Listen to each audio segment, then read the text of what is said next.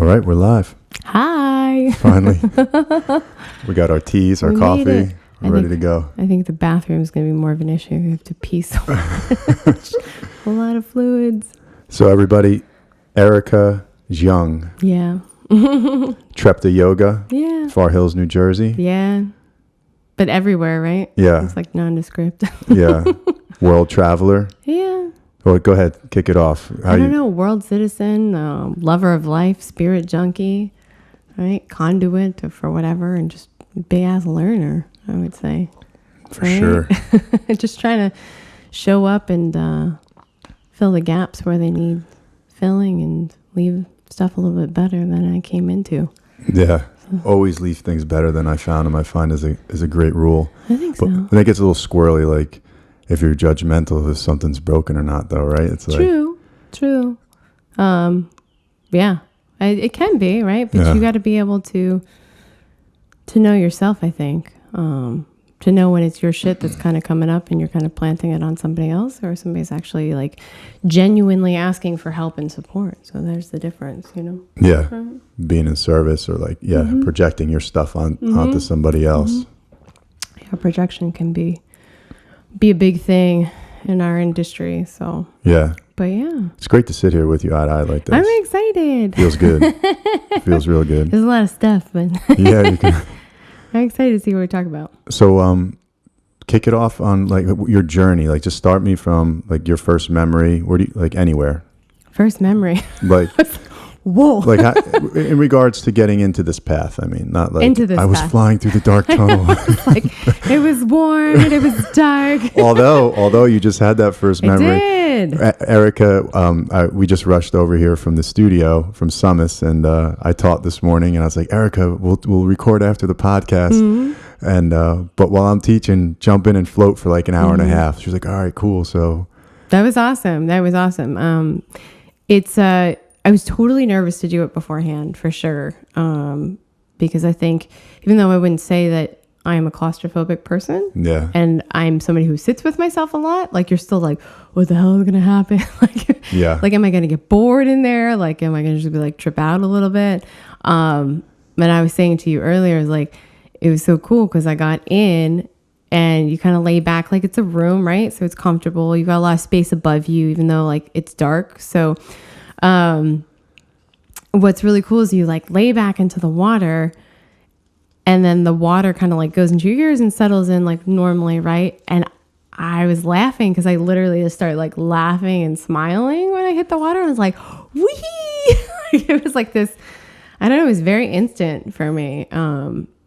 It's just the buoyancy. I don't know what it's a remembering. Like I grew up with a pool too. So as a kid, like I was a water baby, and like my mom and dad would have to like rip me out of the tub and rip me out of the pool all the time. So that's something I used to do a lot as a kid. And you just forget you don't do those things as often, or you don't have the time to dedicate hours to it like you used to do as a kid, you know, like it'd be like 10 o'clock at night and like you have the chlorine rings around your eyes. But it was a very reminiscent kind of feeling and liberating feeling. Like it was just like, I literally had a big smile on my face and I was like, wee! And then and you were like, you know, it probably kick in about 15 minutes. And it was pretty instantaneous. And like, I got that feeling of, I don't know if you have the same feeling, because when you're like floating or flipping kind of like astronauts, you ever like sit in the but that's the picture that I had in my head, like with the astronauts and like that G-force of that weightlessness machine. Like that's exactly the motion that I felt, like, and then to the side and like front to back, and like it was really fun. So what Erica's talking about, everybody, is when you get in the float tank, it has a specific gravity. So we have 2,000 pounds of pharmaceutical grade Epsom salt in there. So when you lay in there, you're completely weightless. It's like you're floating in space, literally. It creates a different environment here on Earth. There's not another one like it. And it's completely black. And the water temperature is the same temperature as the air. We have it specifically calibrated. So it's the same temperature as your body. So you lose reference of where you are in space and time. So when Erica was getting in, I was like, listen, probably normally the weighted average is like 15, 20 minutes. It'll click. And then it's like a switch flips and you're on. Like you just, you go into the void. And Erica was saying that just now that it happened to her kind of instantaneously. Totally did.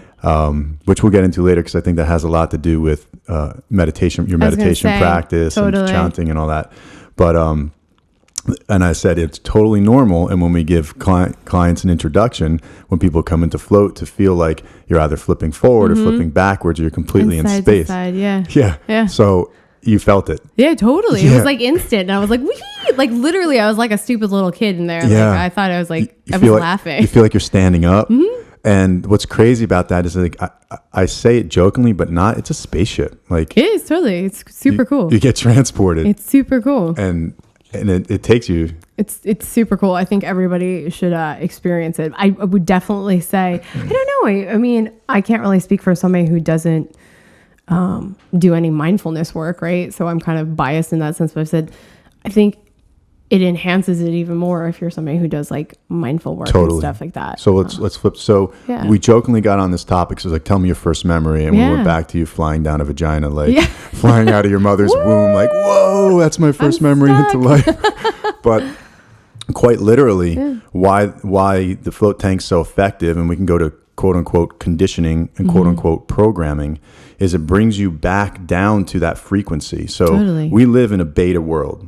So there's, and you want to drop down theta to delta frequencies. And that's the frequency that we resonate at when you slip into that deep shavasana, or that we're all aiming to get to through chanting and meditation. So if your body is able to be, or is used to, or you've calibrated it to drop into that like you do because of your practice, and it's totally accessible to everyone. That's the amazing thing. Then you're gonna slip into that really quickly. And it's in those theta frequencies and those theta delta frequencies right there to where things start to slow down, and you start to get into your heart, and then you start to trace back into your memories. Right. Which I thought was really funny because I said this to you earlier. Gabe had to shush me in the car a few times because I started getting apparently on good topics. And you're like, no, you'll have to repeat this. So I'm going to repeat it. Well, we want everything to be authentic. But what I noticed as well, and I had said it to you, I said, it's funny because it's the state that I'm in. That's the other thing that I noticed with other practices, which you started to touch on. That is my state. And it's kind of cool to experience it through another vehicle, if that makes sense. Totally. Or like another tool. Absolutely. So, but what I said, what's really neat is that you don't necessarily always stay in that state for extended periods of time, or like you can be yanked out of it, right? Because of life and stressors and things like that. But for the most part, I was like, it's really cool because I was like, it's actually not that unfamiliar to me because this is actually predominantly how I am. So what I was nervous about being like, maybe it would be claustrophobic. I was like, oh no, this is like Monday, but you get a lot more uninterrupted, and you don't even need to be, I don't know how to describe it accurately, but that was really interesting to me actually, because it wasn't unfamiliar because it's actually a state that I am in. Yeah. I didn't think it would be unfamiliar to you. That's why I wanted you to do it. That was really cool. Yeah. And so that's really interesting because I think you do a lot of these practices and stuff. And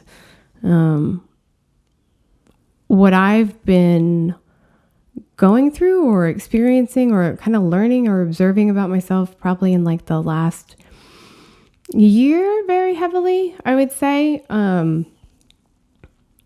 is just recognizing, I think, where I am in comparison, or not even in comparison. I don't know how to describe it. I do a lot, right? Like, some of my background and stuff. I try to travel to India every year and do like deep practices where I turn off everything and, do prikrams and meditation and chanting and stuff. And then I do a lot of like self-work, I've done landmark and I do a lot of programs. I do therapy. I do every kind of tool that I can kind of get my hands on in that sense. And what I'm starting to recognize within myself, and that I'm trying to embrace because it is ego in a way, in a I don't want to sound big because it's not how I feel, right? To describe it is that I think we're all born into states of awareness. And I think we get told in many ways that we're not, we're not good enough, or we're not that quite there yet. And it's interesting because as I work with like gurus and like these people that are incredible in what they do, I'm like, I already knew this. and not in an arrogant kind of way, but it's like, but I already think like that. And like, I already feel like that. And like, I knew this innately. I knew this as a child too. And then somewhere along the lines, like people just started to like suppress you, and that's normal. Right. And so that's the funny thing is, even in say the float tank, I'm like, whoa, this is predominantly the state that I'm actually in. Yeah. And other things have, I don't know, either distracted me from it or just said like, you're not deep enough, you're not good. So it's interesting because I think as we do a lot of this work too, and like people are looking for stuff in their lives, sometimes you're like, you're enough. Like you're already there. Give yourself permission to fail. Yeah. And you're already there. Like just trust. Like, I don't know. That's something that stood out to me a lot. So this was another experience that I had that I was like, oh, that's really freaking cool. Like that is the feeling that I experience most of the time. Like, yeah. You're talking about like how your heart rate slows down, right? And like your senses slow down and everything. I have always been one of those people that has been, knock on wood, it doesn't change, really good in crisis situations. Like you want to be in a crisis with me. Like it's like the Matrix. Like that's how it happens for me. Like everything just slows down and like I see things very, very clearly and I respond in, I don't know, like very mindful kind of ways. And I don't get really rattled from extreme situations at all. Like I had a horrible accident 2 years ago on 287. Yeah. Across 3 lanes of a highway. Oh shit. Yeah, in the snow. It was really bad. Sorry to hear that. No, I mean it's I'm very lucky. Like I'm very, very lucky. I literally could have been like seriously injured or killed in the accident. Like there was 18-wheelers all around me. I have no idea how I like didn't hit anybody, but I was in the left lane and it was like a snowy, slushy morning and I was in the left lane and I was like, oh, I should probably get over because there's like a lot of stuff on the side of the road. And like right as I was thinking that, I must have hit a patch of ice and just lost control of the car. And the car, 65 miles an hour maybe, right? Like across 287. And it just, everything slowed down for me. And I had tried to pull the wheel to pull out of it. And it was just like a sheet of ice. And I was like, I'm not going to get out of it. And in that moment when I recognized it, it was like utter surrender. And I literally was like, God, just please don't make this suck. Yeah. And I was like, okay, go limp. Exactly. And I just went totally limp. And at the last second, the car flipped in the opposite direction. So it went butt in over the ravine. It had been going head first, the engine's in the front, right? Mm-hmm. So I would have gone into the ditch and I probably would have dug in and then flipped over into the woods, right? So it would have been like head over butt. But because it turned, it was light enough and it went flying over the big gap that was in the woods pretty much. The craziest thing was the car stops, right? Because it smashes into trees. And there's this moment where I'm like, okay, do like a check. Like, look, I'm like, anything broken? You probably have shock right now. So like, just take a few breaths, like make sure it's not shock that's keeping you going. Yeah. Patted everything. And I was like, I'm good. I opened the door and I was like hanging over this big ditch. So I had to jump down out of the car. And this guy came running because he pulled over. Like, oh my God, are you fucking alive? He was freaking out. He was like, oh my God. And I was like, I'm totally cool. Can you just call my cell phone? Because I got to call work and tell him I'm not coming in. And he's like, why are you so calm? I'm like, I'm good. And he's like, are you sure? Oh my God. Yeah. I was like, I'm totally freaking fine. He's like, I've never seen somebody so calm. And the funny thing was, then I looked at the back of the car. And there was a huge tree behind it, a huge oak tree. And where the car got stuck was actually pinned between 2 saplings. Oof. So pretty much like the hand of God came in every situation of it. But the car was flying, right? And then instead of just hitting the full oak tree, like full on, like these 2 saplings were like, we'll catch you. Yeah. And it was like this far off the oak tree. It was the trippiest thing ever. It was like engineered to slow down your descent. It was the trippiest thing. And it was so funny because then people were stopping and then the cops came and they were like, you're really lucky that you didn't flip or roll. And I was like, I know. And they're like, why are you so calm? I'm like, I don't, it's just my experience with things like that. Yeah. And I find I'm the same exact way. But growing up and up until recently with that, Erica, I found out that like I would create crisis because I operated better in it within crisis situations. Interesting. So like I felt growing up maybe, and maybe it's how I was raised or whatever, but I would create, I mean, we all create everything. Yeah. But like drama and like that drama, because I was better at being in crisis mode, I would start to recognize. And then I got to train myself through different practices and self-awareness that like how to operate outside of that. Because, there's this book out. It spoke about pilots. Okay. And you've heard, it's called the ADHD myth. Okay. And in it, what they were doing was they were giving the pilots like amphetamines, all right, to hype them up. Yep. Because they were flying these 22-hour missions to, I think, to go bomb, I believe it was during the Iraqi war or something like that. So they were flying out, and then they would have to return and come back. But what they found out was with the pilots and the way their brains operated, that they were actually like falling asleep. It had the adverse effect on them. Interesting. So for me, luckily, my aunt growing up, my mother passed when I was 6, so my aunt and my uncle raised me. And growing up, I was like super, quote unquote, hyperactive. And they were like, you got to drug them. You got to give them like all types of pills, man. It's like, I'm not going to do it. And she's like, I guess, did a little bit of research just before Google and all that. So she would give me coffee. What was there before Google? Yeah, exactly. and that would slow me down. Interesting. So what's interesting is that certain minds work, and this book gets deeper into it to where like, and I noticed because of the way you run your business and you do your own marketing and your website stuff and all that. So like you're multitasking all the time. You like a lot of stuff going on. And for me, the same way. Right now, recording, but I'm keeping an eye on the digital audio workstation, and we set up the camera and so there's a bunch going on, but we're still locked in, focused. Yeah. But like that's how my mind works. So the same thing with the pilot. So they're watching all these gauges and they're like elevation and altitude and they're how fast they're going, and then they got to drop bombs. They got to make sure that shit's working right. So it's wrong place. Oops. Oh, you missed to the left a little bit. Like ooh. Sorry. Isn't that crazy to think about? It is crazy, but it makes sense when I'm listening to you. No, I mean dropping a bomb to like a little bit to the left or to the right, and you take out the wrong spot. It was more about what hit me was like, we're going to give them amphetamines to go fly and then drop a bomb. Like, it's like, where did we get so far? if only that was the least of the experiments. Right? Yeah. Exactly. Yeah, no, it was like there was a whole bunch of that. So bringing it back to like the way our minds work. So like in crisis, yes, like I found that like I work great under pressure. To even with deadlines, I would find a lot of people are that way. I would procrastinate. Yeah, until you had the deadline, right? To put that pressure on myself. I'd be like, diamonds are forged under pressure. Same way. Yeah, but it's almost like your juices get like knocked open. Like I feel like the flow, like because it's like, oh shit, you got to get done.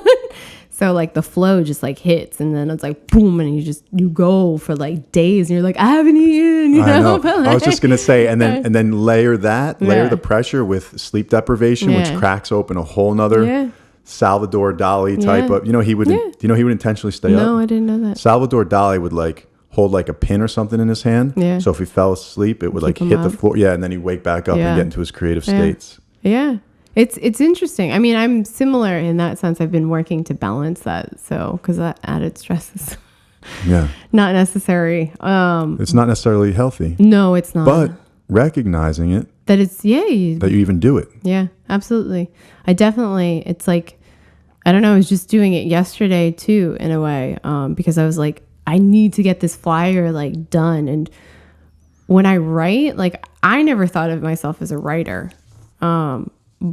Because, and like in school, like I was always tested for like the higher classes and stuff like that. And the subject I do the worst on actually was writing, believe it or not. So it's really funny to me because over the last few years when I've been writing a little bit more on social media, people are like, I really like your writing. Like I like to, like people message me. I'm like, really? Like I've never thought of myself in that sense, but apparently I can. But I notice like when I write, I channel like it very much. I just kind of like open up and I channel. And I had to use a little bit of that, like, okay, you need to get this done because it's going to back you up in other things.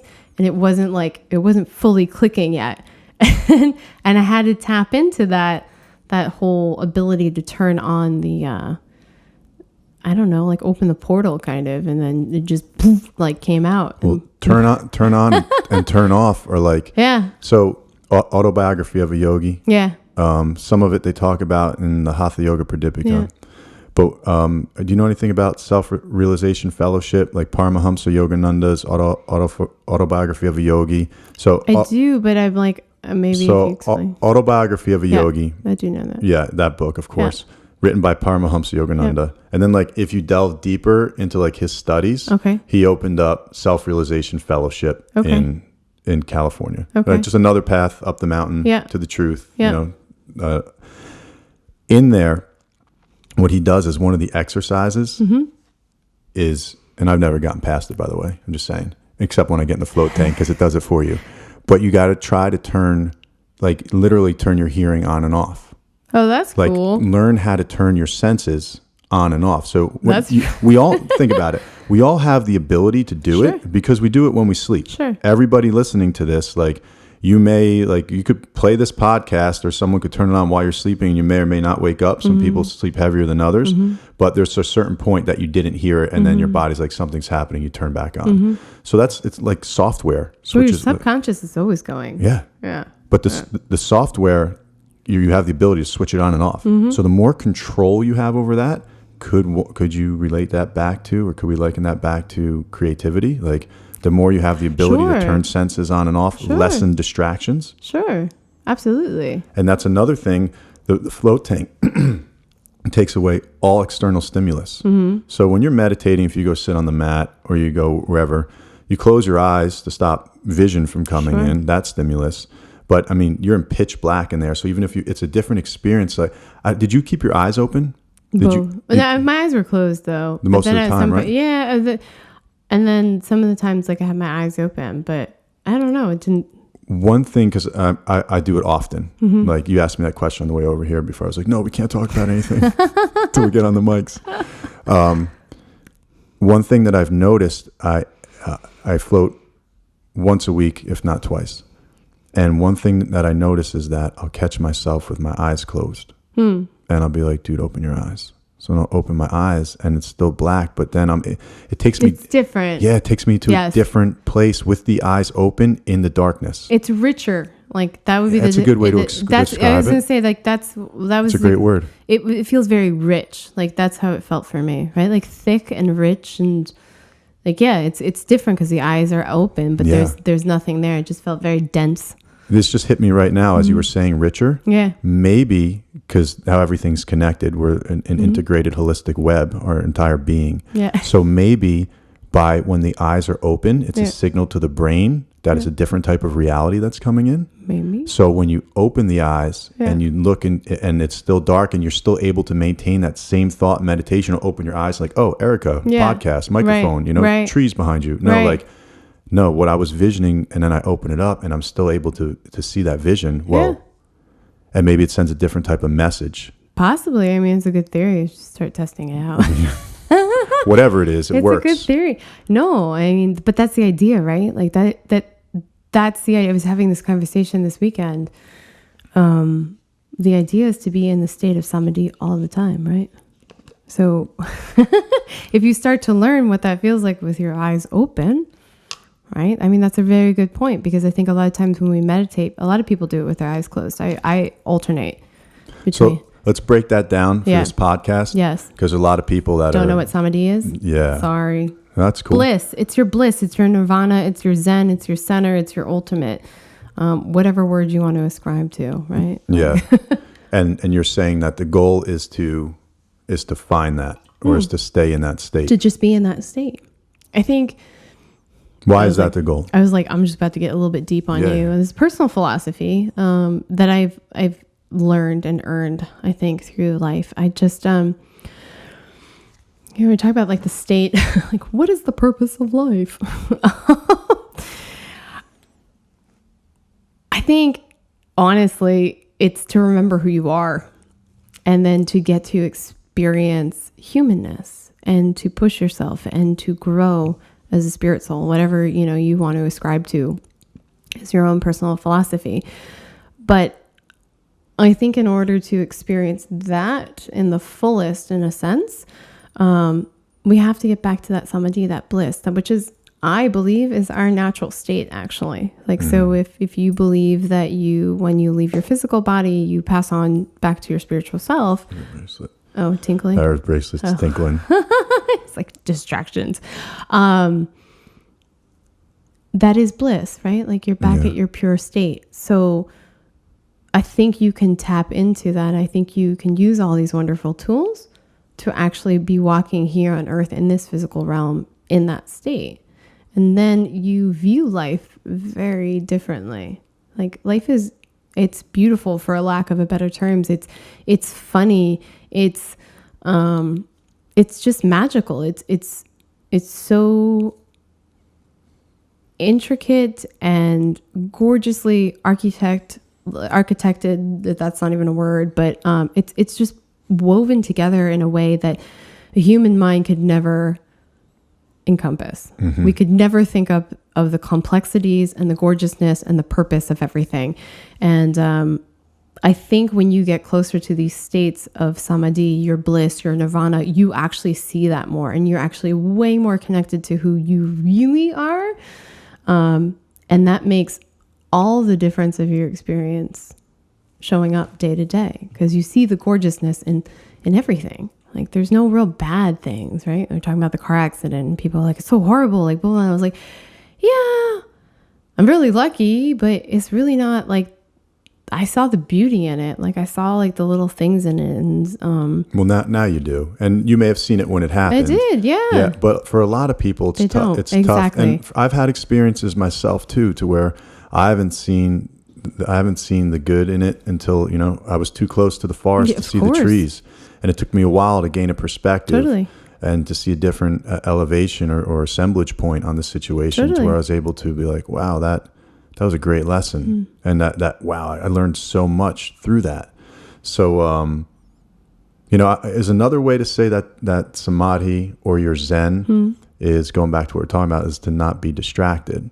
Like if you can maintain a space to where you're not distracted, because there's a lot of, people out there that are, and I know it's their choice, and some it's not, but like, let's say like child soldiers, or like you can get like crazy, like violence in the world. How do you justify or say like everything's all Zen, or like find your samadhi, like when you hear things like that going, I don't mean you specifically, no. Like just me. Yeah, Erica. I do though. I do. I totally do. Oh God, let me try to, I don't like things like that. So if you want to use like a child soldier, or like how we're harming one another, I'll take off the bracelets because I talk with my hands. If you want to talk like specifically like horrible things like child soldiers or people that do some serious like messed up harm to one another, it's like, how do you see the beauty in that? Yeah, if you have like, even if you have policemen that are listening, we have a lot of friends that are officers or the firefighters, that just last night, I'm making this up right now, but I'm sure one night not too long ago saw some crazy accident or something, or responded to someone like you who wasn't as lucky in an accident. How do they like, how does one be like, Erica, do your practice? Yeah. Everything's Zen. It's not though. Awesome. It drives me nuts. Like especially there was some events that were happening last year that were not going on this subject, but it was very pivotal. For a lot of people. And everyone was like, did it happen to be in November? Yes. Oh. Specifically with America. Hint, hint. But it caused a lot of ruckus, right? And then there would be some people that would be like, because I am vocal, I think, on a lot of different topics to engage. Like I really enjoy sitting with people that have vastly different opinions. We're just having this conversation. Well, I'm not getting into No, that's cool. Yeah. No, it's cool. But I thought I was very respectful. Like I thought it was really cool the way you described Erica right before this, before the podcast, we were getting set up, and Erica started to describing to me why she likes to talk about politics. Not that we're about to get political, we're going to talk about politics. No politics. I like go explain your reasoning about the rawness, or when you get to see like. The reason I personally am very fascinated and engaged in politics is because we don't have a lot of situations where collectively you can touch people in a very deep and profound way to trigger on some of their most primal thoughts, needs, and feelings. I do feel like when you have politics and when you're discussing the future of our lives as a nation, what we want to see, the direction that we're going on, and then you touch on all those little nuances that fall under the big umbrella of politics, you get to see layers of people that they do not show on a normal day-to-day basis. And you hear opinions and you see perspectives and you see what people are willing to do to get to what they want to do. And I don't think that it's within like these Zen moments and these blissful states that you really get to know people and the inner workings of them. It's when you are threatened, I think, and it's when you are pushed up against a rock in a hard place, you get to see what the character of somebody is made out of. And politics very much for me has illuminated that in a very grand scale. And you see things about people that are good people, that are your best friends, that, you know, that your family, that you just don't normally come into these situations with them, but they pull them out. And I am fascinated with sitting with people, like I said, that they have very different perspectives, listening to them and understanding, because as a worker, like a light worker, or whatever you want to ascribe to it, as a healer, you know, or somebody who has dedicated their life to service, what am I doing if I'm just being like, ooh, la, la, la, everything's blissful and it's zen and you'll just chill, like, let it go, let it be. Like, I'm sorry, I am not one of those people. I am to a degree, but I think we embrace the light or run to the light and ignore the dark. The shadow side. Yes. And I don't buy into that bullshit, because I'm like, listen, it's just as much a part of you. Like, we all have the yin and the yang, and that's part of the beauty of life. And you go back to your original question about, like, how do you justify, say, a child soldier? How do you justify if somebody saw a horrible accident, you know, and there's death and this, that, and the other. Veterans or servicemen and women. But there's beauty within that. And I think where we are ill, and where we are ill also, say, in the yoga world or things like that, is that you're only taking half of the pie. And it's like, no, you have to address the whole. And if you ignore darkness and you ignore negative things, you're actually like missing, I think, the entire thing, and you're creating an illness because you're one-sided. I think the beauty and the balance lies within the ability to embrace everything. Mm-hmm. So even within tragic events and whatnot, there is a beauty that comes out of it. There is something, and a lot of times it's way beyond the capacity of a human mind to see or think of. But we don't know. If you believe in, say, reincarnation, right? What if the person that had died in that accident, right? And they were young. Let's just make it like an extreme situation. They were young. And it's this horrible, like they're gone too soon. Well, in the Vedas, you have the wonderful stories of that you were born into this earth, and to be here is the suffering. Mm-hmm. When you pass, that's your liberation. That's your moksha. Yeah. So it's celebrated. What if that person was you came, you know, you had to take birth for only a few years. You did so much in your other lives. Mm-hmm. And just to finish out releasing all of your karma, you just had to come back for a couple of years. Which is a great theory. That's cool. It's crazy how that can get twisted though through religion too. Oh, sure. For extremists, right? Of course. Like then you have jihad and. Of course, I think, and that comes back to, I think, intention. Everything comes back into intention, and I'm like, it's gonna sound extreme. I don't think people say like jihadists are that different from a person like you or me. Not if you really step into their shoes. Everybody thinks they're right. Everybody thinks they're fighting for a cause. Yeah. Everybody thinks they're doing the right thing, right? Well, it goes back to human programming. Yeah. It goes back to what they were brought up with. So if you take a child, and a child from when they can first hold a doll is taught to cut that doll's head off and decapitate it, there's a serious difference in conditioning and what fundamental right and wrong is, and what's taught to survive. At the end of the day, we're biologically an organism that just wants to survive. We do, but I would dare argue, and I don't know if you agree with this or not. I think that there is a human moral code. There's a spiritual moral code that is within all of us. And that is the reason why all religions across all times have had the same rules. It's like, I don't care what background you come from, what spirituality you use, what religion you ascribe to, your basic rules are all the same. Now, how the hell did that happen? How do these people that are from far-flung continents, time periods, how come you all came up with the same code of ethics? Belief system.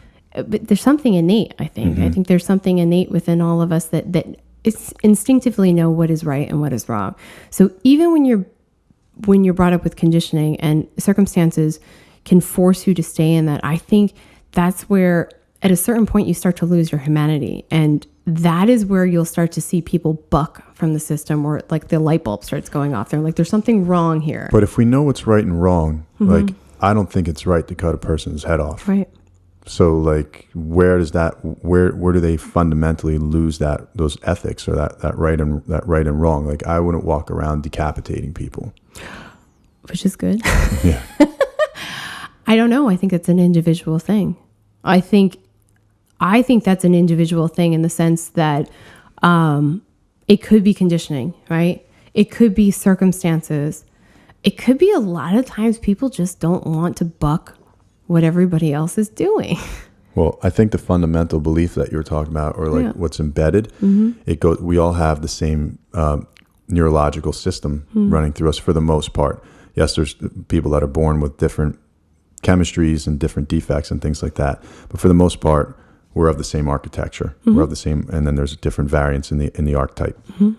But if you're brought up and conditioned and programmed, in other words, they have a different software uploaded. And they get to be right about that software. And fundamentally, wars are fought over the need to be right. That's what the landmark teaches. That's what the CDC everything's ego. Yeah.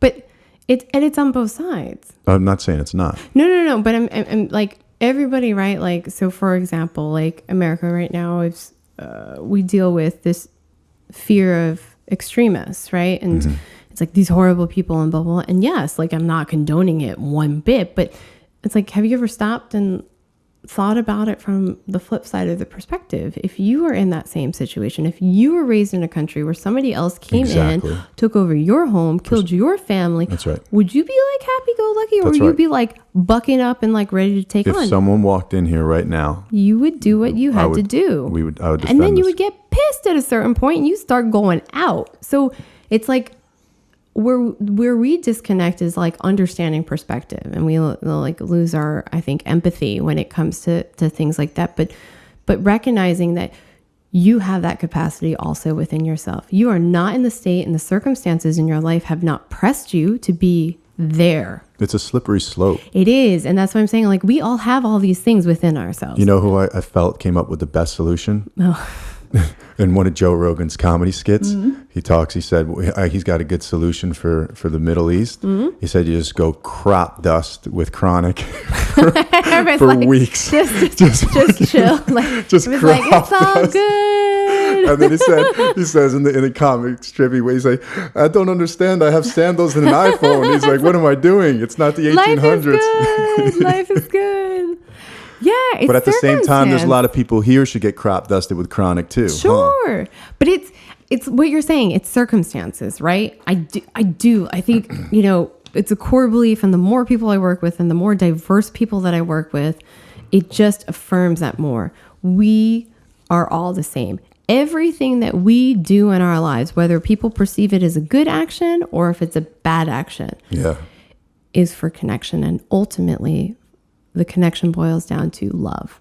And when we act in a place of, say, darkness, even that is a call out for love and connection. And I was like, I challenge anybody to come and bring me any kind of scenario dealing with people's actions outwardly or inwardly, and I will show you that path right back to it's just the craving for connection and love. And that's really it. And we have to look at, why are people in that dark space? Like, why are they on that side of the scale right now? What's causing them to stay on that side of the scale? And how do we bring them back to more balance? And in the same respect to what you were saying, there are like people that are like floating out in the ethos that are like, la, la, la, everything's so zen. And you're like, get your feet back on the ground a little bit, right? And then they're like, they do something negative towards you, but they're like, oh, but it's no big, right? See? Passive aggressive bull. Yes. Chris Wrights and I, just the last podcast I recorded that we're about to release, our whole conversation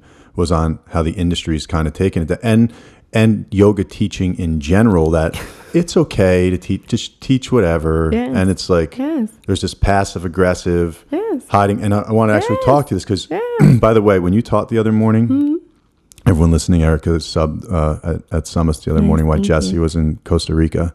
Lucky duck. And and bring us some of that heat and sun back, Jess. It's freezing out here right now. I heard you sing. Man, you have a gorgeous voice. I was like, whoa. I heard it coming from the room. I was like, that's dope.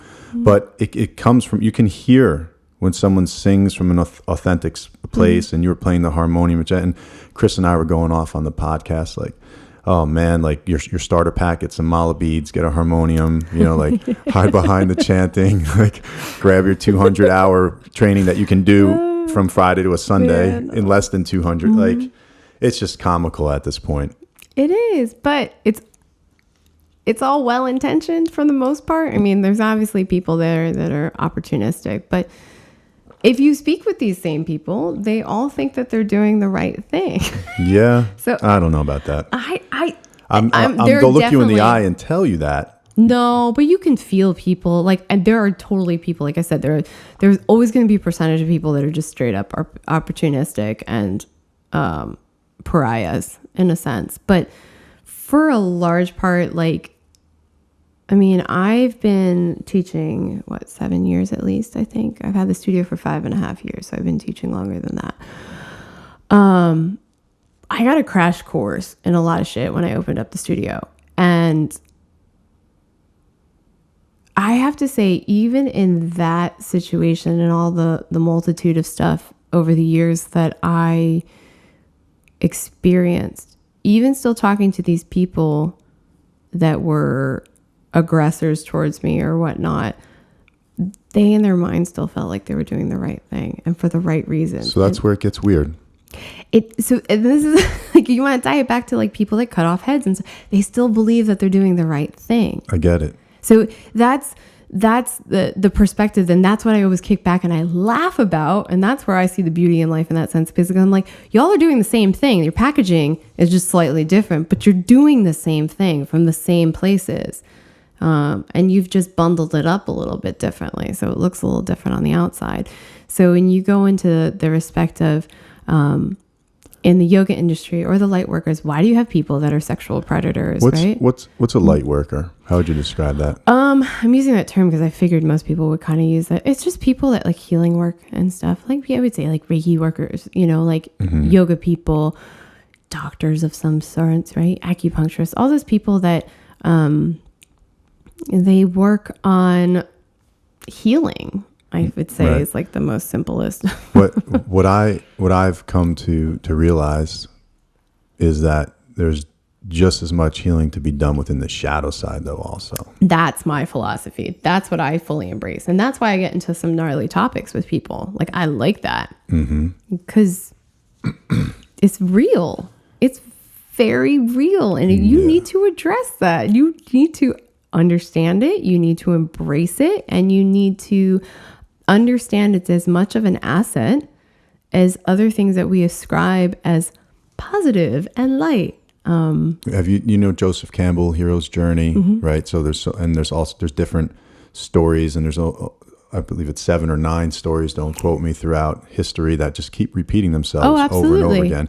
Which the other day when I was in a meditation or floating or something, I got out and I was like, like the Bible, probably not even for like from a religious standpoint, but just from how brilliantly all the different minds throughout history have taken that book and mixed it for what it needed to be into the perfect parables and stories. So like from a writer's standpoint, not even from taking it literally, but like almost if it was a playbook, to take that and study that, that's like one of the greatest books that have ever been written. Look at all the contributors to that. Yeah. Point is though, that if you look at, let's take it back to slaying the dragon or the sword and the stone, it's symbolic. Pulling the sword from the stone is symbolic of freeing yourself, and then slaying that dragon is symbolic of killing your shadow side, and not only killing it, but understanding it and knowing that that shit's going to rise from the ashes like the phoenix, and the dragon is going to be born again, and being able to control it, mount that shit and ride it like a banshee, an avatar. You know what I mean? And learn how to work with it. I was just going to say, I mean, I would even add on to that. It's just, I don't know. I view it's a part of you. It's a very necessary part of you. You can't have the yin and the yang without the yang. Right? Like if you only just had the yin, it would look a little like funny. But you can't, like, so even without like slaying it, it's like, just fucking embrace it and make it like absorb it into you and be like, it's part of me. Yeah. It doesn't own me. It's a part of me. It's important to have, right? So if you were somebody who, what would be like a negative attribute that you feel within yourself? Temper. I was like a temper. Okay. And so I've said it so quick because that's something I work on. See, but like, that's great. But you're aware of it. Yeah.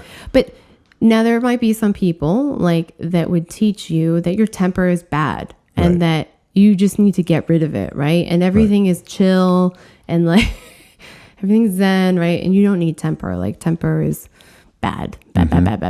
So it make you feel bad every time you experience temper, correct? Like you'd feel guilty to some degree, whether it's heavily or just subtly, it's like a little twinge, right? Every time you feel, shit, I fell back into temper. Like it got me, right? So you're adding a whole layer of guilt and negativity, and now you're just throwing more shit onto yourself, right? What if you came to a place where you recognized your temper as an asset?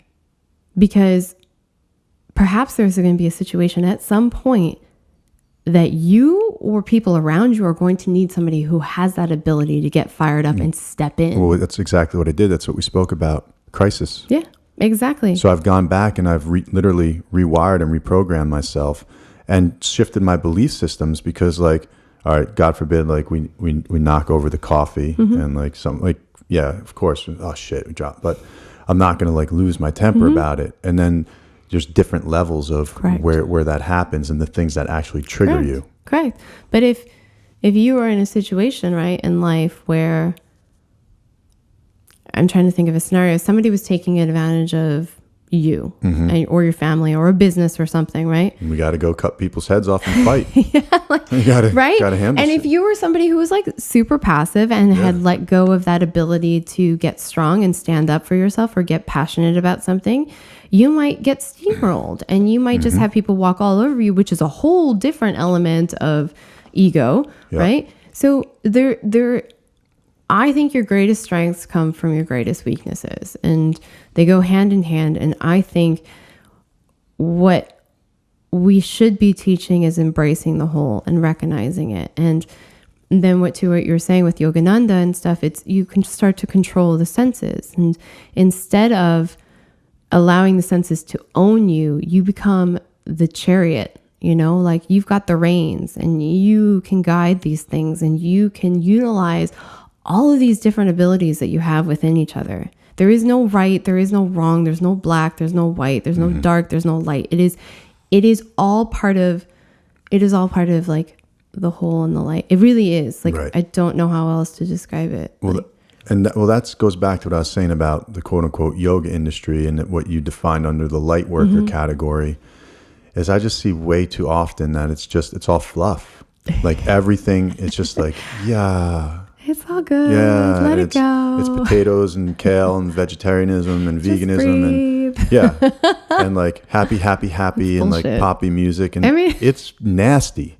It might work for some people, and if you're you know who I heard say this one time at a workshop like 4 years ago. Who's one of your teachers? Raghunath. Yeah. he said, and you could If you probably don't know him, check him out. Yeah, we'll get him on here one day. He said, and you can elaborate on this, something about when you get cut open, if you cut us all open, we're all just the disgusting same. Gas, and we all smell, We're all the same. and it's gnarly. It's all the And same. like we're meat rack. Yeah. You're We're fallible. a bag of meat walking around. No one is exempt. No. So embrace it Yes. And and figure it out. yes. And that's my whole jam. That's like what I try to share with people and try to create experiences for them to have their own experiences and feel it. Like I don't want to be preachy to people. Do you know what I mean? Like if you're going to arrive at a state, I'll be the facilitator and create the space for you. But there's no better learning than you feeling that within yourself. That's it. There's no better feeling. And I think doing things, that's why I'm so big on the retreats as well. Like we're going to Jordan in October, and like, you know, people at first were like, whoa, cool. And then they're like, ooh. And I was like, how much do you know about Jordan? Yeah. Do you know it's an American ally? Do you know it's a peaceful place in the Middle East? Yeah, sounds really close to terrace, Erica. I don't know. And it's like, you know, do you know it's one of the holiest places? I mean, we go to where Jesus was baptized. You go where Moses died. I mean, you sit in some very spiritually potent, rich places, and you talk to travelers and that have gone, and they are like, literally, that is one of my top countries because of the hospitality and the people. They're amazing there. I've never met better people in my entire life, but we have this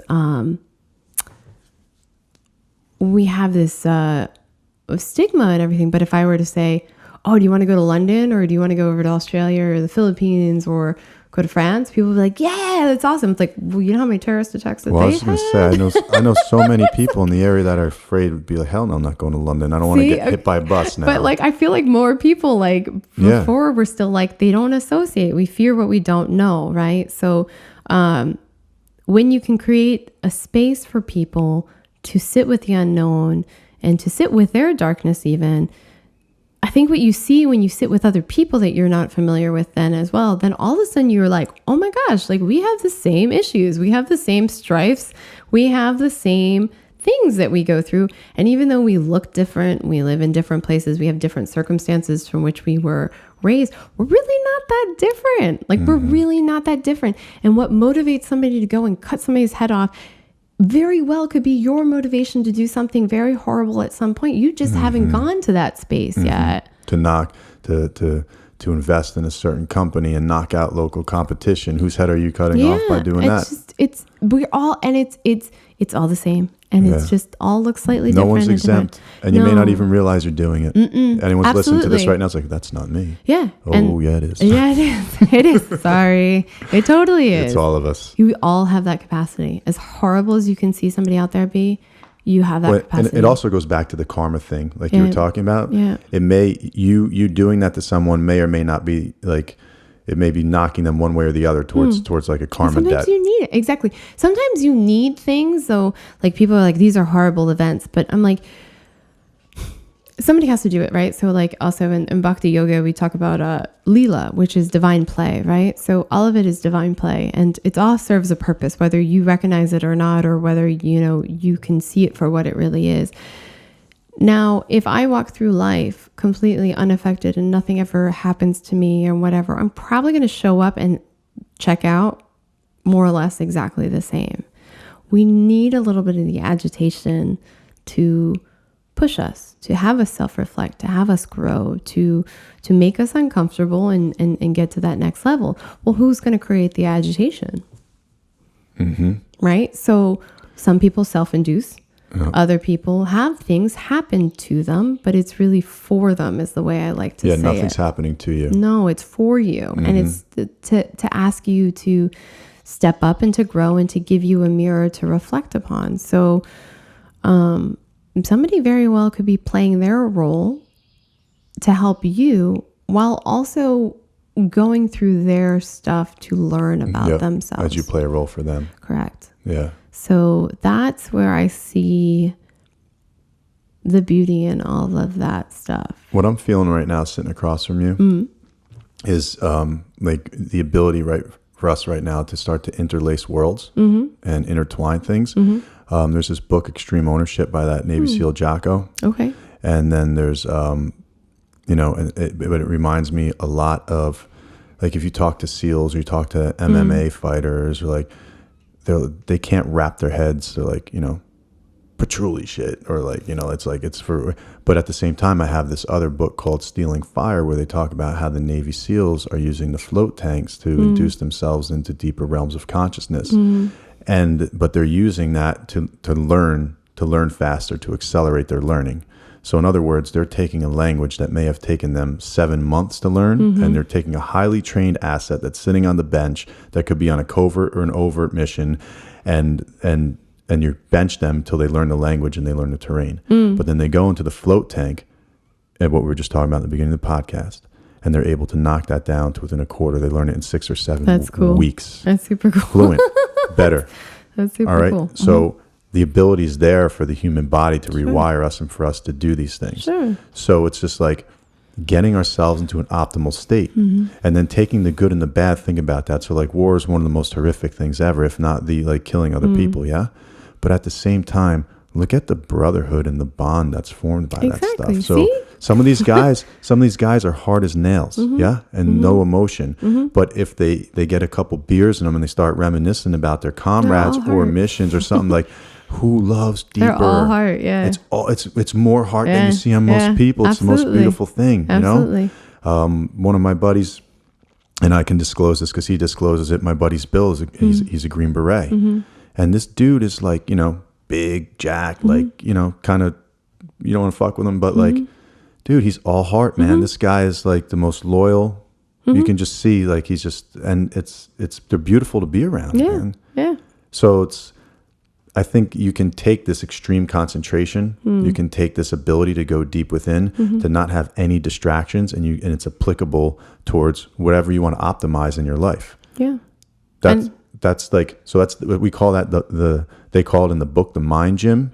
And so I've been calling it the same thing at Summits right now. I'm going to kind of find a different thing, but it's our mind. It's the mind gym. It's the mind part of it, the mental aspect of the training to optimize, because you need that for the body. You do. Otherwise it's a wild horse. Have you ever delved in, went deep into how what you hold on to psychologically affects? All the time. This is what I laugh about, though. Like, I was born this way. And it's not even like, I'm not even saying it like it's like you're better than or less than or whatever. It's, as I get older, I realize, like, this is how I've always been as a child. I've always been thinking about this stuff. Yeah. I've always been observing it within myself and observing other people. And I don't know. So I constantly am working on that within myself. Yeah, I do. Because I believe, as the person that I think of being asked to show up as, and the person that I've always had the calling to step into or am or whatnot, I have recognized very young that I cannot show up in that capacity if I still have all my shit. So from a very young age, I have been working on my stuff and seeing my stuff. And it's super, that's what people need to be working on in yoga class. Well, that's why I decided to do this podcast. That's awesome. That's why I was so pumped to have you on and to do this. Yeah. And that's why it's like, the reason I put the parental advisory on and now the little explicit E is because, like, yeah, it's not for kids right now. Like, but it also, to a certain extent, it's for your inner child though, at the same time. Like, it's okay to go there, but like, recognize as adults, like, there's a place in the community that you can go to get real talk. Yeah. And to put real, the most amazing part about it is you can get in the best shape of your life physically, because that's important also. We have to move this vehicle through space and time. Take care of it, it's your car. But you go way deeper. There's the whole mental and psychological aspect. If something's not functioning right, look at why. Look at the psychosomatic aspect associated with the thoughts that you're having and what's happening with the body. That's the backbone of everything I do. Yeah. And absolutely, you're 100,000% correct. And that's the way I've always had it. And I think in large part it could have been because my mother is Chinese. So her grandfather was a TCM doctor, a traditional Chinese medicine doctor in Taiwan. And so I grew up with a very heavy Eastern medicine influence. Oh, it's so dope. Yeah. So the philosophy that I grew up with was you always treat the root of the issue, not the symptoms. Correct. Yeah. And I, since a little kid, was like, I'm going to be a doctor. I'm going to like heal the world and stop suffering and all this stuff. And that was my fixation. So I also really loved Western medicine to the point where, I was in nursing and everything. And I, even within the Western world of medicine, I always incorporated that integrative philosophy, because I'm like, you got to show up, right? And you got to take care of the symptom, the ailment that is like overflowing. But then you got to figure out why you even got there at the first place, right? That's exactly right. And if you don't pull out the weed's just going to keep growing back. Like look at a dandelion between the cracks on the sidewalk. It. Hell yeah. And once you identify it, once you embrace it, it doesn't own you anymore. That's right. Right? So, and once it loses its power, you are like, I see you. Like, okay, and I might need you at a certain point, but you're not going to govern me anymore. I just want to reiterate what you're saying, because it's so it goes it's so it's applicable to like everything. Having a tight shoulder, or like your trap or your neck or pain or something like that, to like, all right, what thoughts am I having, which I speak a lot about, and how do I get rid of that? Yeah. But then it's also applicable to behavior. Yep. And like, all right, so like, I'm so sorry, Erica, like I cheated on you, or like it won't happen again. Like, Bastard. Oh yeah, I did. All right. And then like everything's cool. And then like we have this drama. There we go. Conflict, created this like temper, everything flies up, and we go again. Oh, Erica, I'm so sorry. Like, and yelled, or maybe you're yelling at me. All right, cool. But it keeps happening. Where's the root? Correct. Why does it keep coming up? Correct. And how now? Here it comes. All right, everyone's like, all right, that sounds great. How do you access it? Yeah. You have to excavate. So many ways to do it. Not saying there's, ours is the best, or and Erica has different ones than myself too. But what I will tell you is meditation and the float sensory deprivation, or what I refer to as sensory enhancement, because you're depriving yourself of your senses for a moment in time to then come out and enhance them. And you're able to literally trace back to that root programming. What if maybe the answer is to get float tanks for all the people in the Middle East and have them all come float at summits, and let those little kids trace back to cutting off dolls' heads and realize that like that's not legit, and like find a different perspective to that memory. And if you can go back in time, find what it was, and shift that perspective, then it goes and it's like an update to your software, literally like on your iPhone, and it will go through all the programs that you've written holding that memory as a child as a fundamental truth. And if that can change, then your whole outlook, your filter, your perspective on life changes. That's absolutely 1,000%. That is correct. the overall 1,000%, like the arc, and any of the community at Summits, or the people that practice and study, we all study together. In the beginning of class, that's the intention, Erica. It's just like, God grant me the ability to have a shift in perspective. Like during this practice, may I please be able to change my vantage point, or change my interpretation of or at the very, and it's not even at the least, it'd be so dope. But like, if I don't agree with it, be able to sit with you and be like, Erica, like, I don't agree with what you're saying, hypothetically speaking. Yeah. But I can shift over to where you are, have the ability to shape shift, to see it from your perspective, and then come back and own my own shit, have my own views, but still respect yours. Empathy. That's why I like politics. Yeah. or talking about really deep, hard. It's absolutely correct. It's empathy. It's that ability. You go into a fluffy yoga term. The light within me honors the light within you, right? Yeah. But that is what it's referring to. We've just lost the ability to translate it the way you did. Yeah. But we just spoke about how the shadow side within me honors the shadow side within you too. All of it. It's like, I just but you honor you. can't have shadow without light. No. And you can't have light without shadow. It's all hand in hand. But can you? Is that right? Does that make any sense? If you have light casts a shadow. But if there's just shadow, wait, I guess you can have shadow. You need both, I guess. They would go hand in hand, because what's light if there's no darkness? What is it light against? Right. Right? Yeah. Like, Although I remember this, I think it was Shel Silverstein or one of the books I was writing as a kid. And I remember the picture and it had the door open. And I remember I loved the quote as a kid because the door is open and like picture like a dark room and the light was shining into the room. And it's like the darkness can never come into the light, but the light shines into the darkness. It's true though. From that perspective, like, Sure. and sometimes we can go there. Yeah, sure. But I don't know. I fully agree with you, and that is the foundation from everything that I do and create. I just put together an immersion science of spirit that is literally about that, but putting it in a way that I think regular people that don't do this stuff on a regular basis can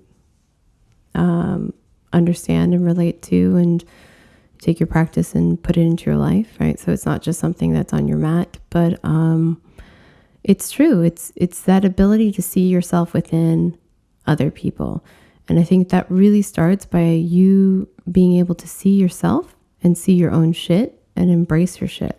Because if you're in denial of that, or if you have shame around it, or you are just trying to straight up ignore it, I think it makes it very difficult for you to see that with another person and have empathy and have compassion and then be like, if I was in that position, I might do the same freaking thing. And it's interesting because you like apply it to say like the yoga world and everything. That's where I see the work still needs to be done, because it's like you can talk about this one side, but the other side of it is kind of clogging up the way you're actually showing up. Your words and your actions aren't lining up. Right. But you need somebody to reflect that. And having really good teachers is very important. You need to find a foundational people, because you can do all this stuff. And I've seen people also go off the deep end. They get like way too deep in it. They don't have any roots. They don't have any foundations. And it's like they're flying out in like Timbuktu or something. You start doing pranayama. It's just like too much. And then they like justify and you're like, whoa. Well, go back. Here's the thing. I mean, it's what we're talking about is not fluff. Yeah. Like the science is real, Yeah. like real talk, as real as an arm bar or getting choked out, like is moving energy through the body. It's real. So like you start doing that and you start moving yourself through these poses and you don't have a teacher and you don't know what you're doing and you start, you can put too much wattage through your body that like, it's like that Indiana Jones movie at the end, the one with the skulls and the Nazi guy wants to know all the information and then like the aliens are like, oh yeah, word, boom, and they blow his head off. Yeah. I mean, that's what's happening. Yeah, it is. And then that's why you see people going crazy from Kundalini, because they can't control the energy that they unleash. And in yoga, asana, as we know it in the West, it's a really powerful tool. Like Raghunath says, he's like, it's like getting a Ferrari and driving through the Italian cliffsides with no barriers. Yeah. Like the one. And not knowing how to really drive clutch. Yes. And it's like, so you can get this amazing body, you get a lot of self-confidence and all this other stuff. But it's like, if you don't have something that's going to, keep your foundations. Well, I pause on that because the amazing body doesn't necessarily go hand in hand with self-confidence. No. Because I know what you meant. Yeah. But like, that's my point, right? So like you have all these quote unquote bodies being built. Yeah. But Erica. I know. Look, it's not from my philosophy. It's not from the whole. It's not from the root. It's not, again, you're still addressing the topical issues, which is good and is needed, but like go deeper. Look for people that ask you to go deeper, and give you that space. You don't want to just stay on the surface. What's worked for me lately, and this is what I've found in my own experience and my own practice, is at this point, I feel like I'm in the best shape I've ever been in my life, but it's a byproduct. I don't wake up in the morning and think that I want to work out. I wake up in the morning and be like, I can't wait to train, meaning like, condition my mind. I can't wait to go roll and do jujitsu. I can't wait to get on the mat and figure out how to like open my groin more and what's like stopping me from getting in lotus and why this isn't engaging or that, and it's getting better and like that. But a byproduct of that is abs. A byproduct of that is like my ass tight, my ass being tight. Like that's all a byproduct, right? And like getting shredded up and developing like a different type of quote unquote strength because now it's coming from the inside, the inside out.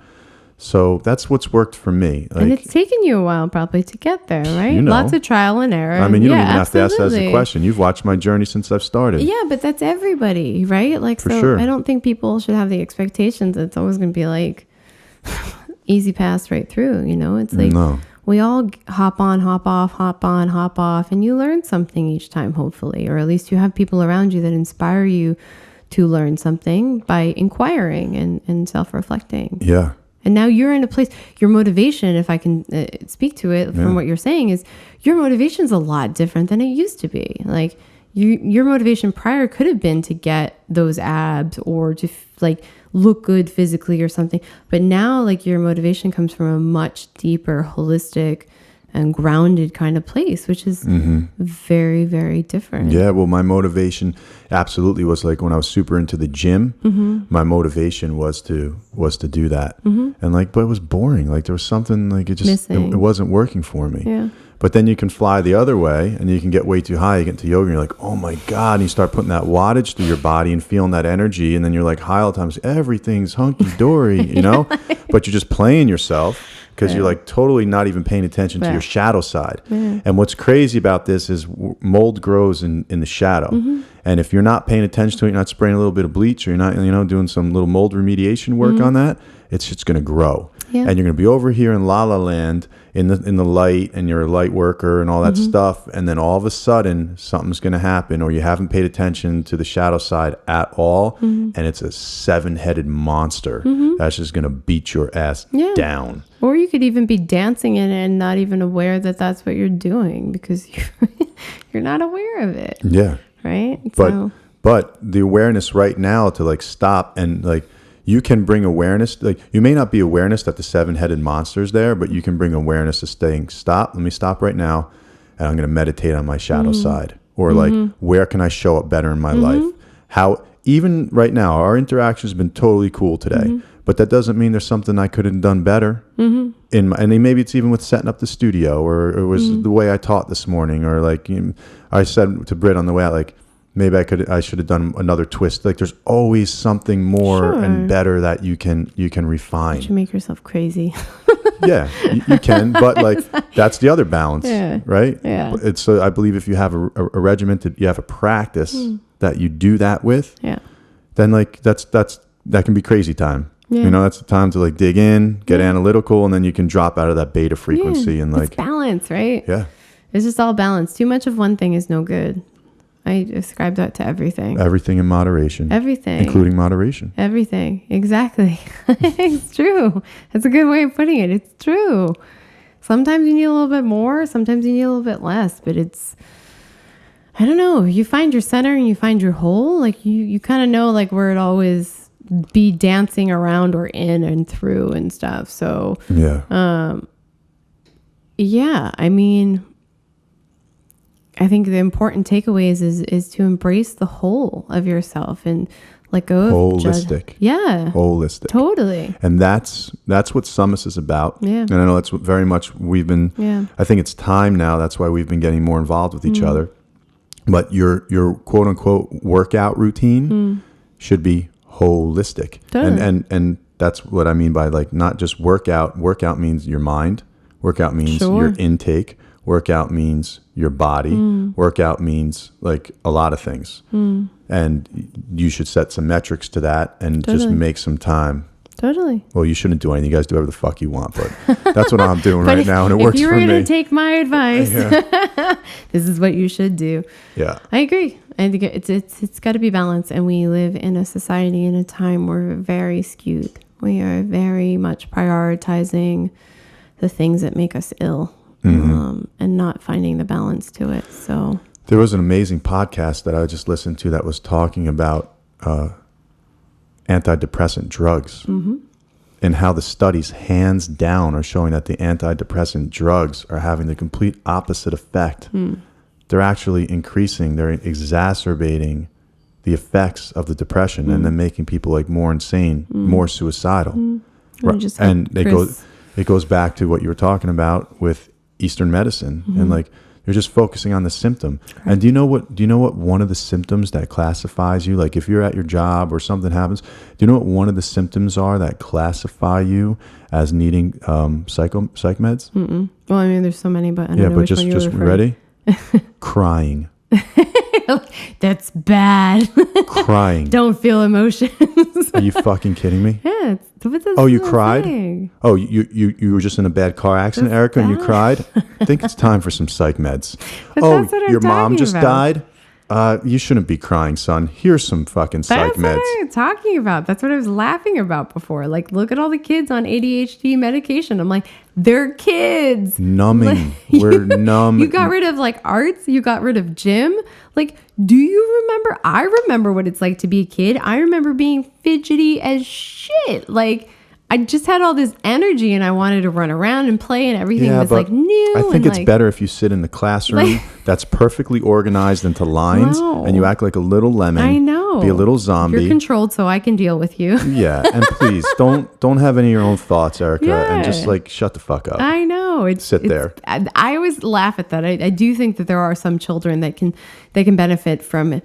But I think as a whole, we're way overprescribed. And I'm like, I think you adults have forgotten what it's like to be a kid. There's a teacher. There's a teacher that comes to the studio, and I'll ask her if I can disclose and talk about it more in the future on air and stuff like that. But she teaches at a school in Morristown where I had Mason go to as he was a child, and they have like super healthy lunches, and the classrooms are like different tables like this, and like they mix the kids up into different seating groups, and like they're working on doing it and take them outside. They have a little garden, they have a bunch, and it's like we forget that. Like they cut, like it blows my mind every time that they cut more arts programs or PE and stuff like that. And it's like, what are we making? Like little calculators and like little. I'm a battle with my mom over this. And then how about this? How about you have all that going on from 7 to 3 when you drop your kids off? Some kids longer, but then after that, sorry, it's still not over. Here's all the homework you get to do. Still sit down when you get home, and then here's like all the pressure that you have to have. I grew up that way. Me too. Yeah, I grew up that way. Me too. So when I was growing up, I woke up in the morning. I had to practice a half an hour violin. I had to practice a half an hour piano. I would go down, and we had horses at my uncle and my aunt's. I would help my uncle with the barn. And then I would have some breakfast and review my homework from the night before. And then I would go to school. And then I would get out of school. I would go to orchestra practice or football or whatever it was that I had, or a private lesson. And then I would do my homework and hit repeat. Same. Like, I was overscheduled before other kids were overscheduled, before it became a thing like now. For sure. Yeah. It's got its pluses and its minuses. And look at us now, people. I know. We're like, rebels! My mom's like, you have green hair. And I was like, yeah. That's what you get for packing my days and not giving me Ritalin, bitch. I know. Like, I'm bucking the system. Yeah, it's just... it's balance, right? Like, you just, I don't know, we stifle everything. We do. And that's why, like, people, there's a lot of other, I've gotten feedback on like how I'm producing the show and stuff like that. Most people love it, but there's some people like, oh, you don't want to swear, or, you don't want to do that in there. Or you want to fuck. Yeah. and it's like, now I'm going to swear more. You know what I mean? No. But it's like, why do adults, you sit in this little cube, or you put on this, like, literally a costume, and when you have this costume, you go out into the world and you're going to act a certain way, but then when you get home, you act a different way? I can't, no. And then, like, when I get around my spouse or something, I'm going to scream and yell, or passive aggressively, like, take it out on her, or God forbid, like I'm going to say fuck. If I want to say fuck. And I'm going to say it here on air for everyone to play out through their car. Turn your radio up. Fuck. And I'm not going to hide. Like, it is what it is. This is who I am. So, like, and this is who you are. And people should have that freedom. And I think, and it goes back to like the psych meds, to stifling down who you really are, and giving yourself permission to live and get out there. Remember in the car when I said to you, I cut you off. I didn't want you to talk about anything. Yes. Well, I'm bringing it back. I remember it. I remember it. Thank you. I said that people don't like having their beliefs questioned No, or ma'am. have to explain it.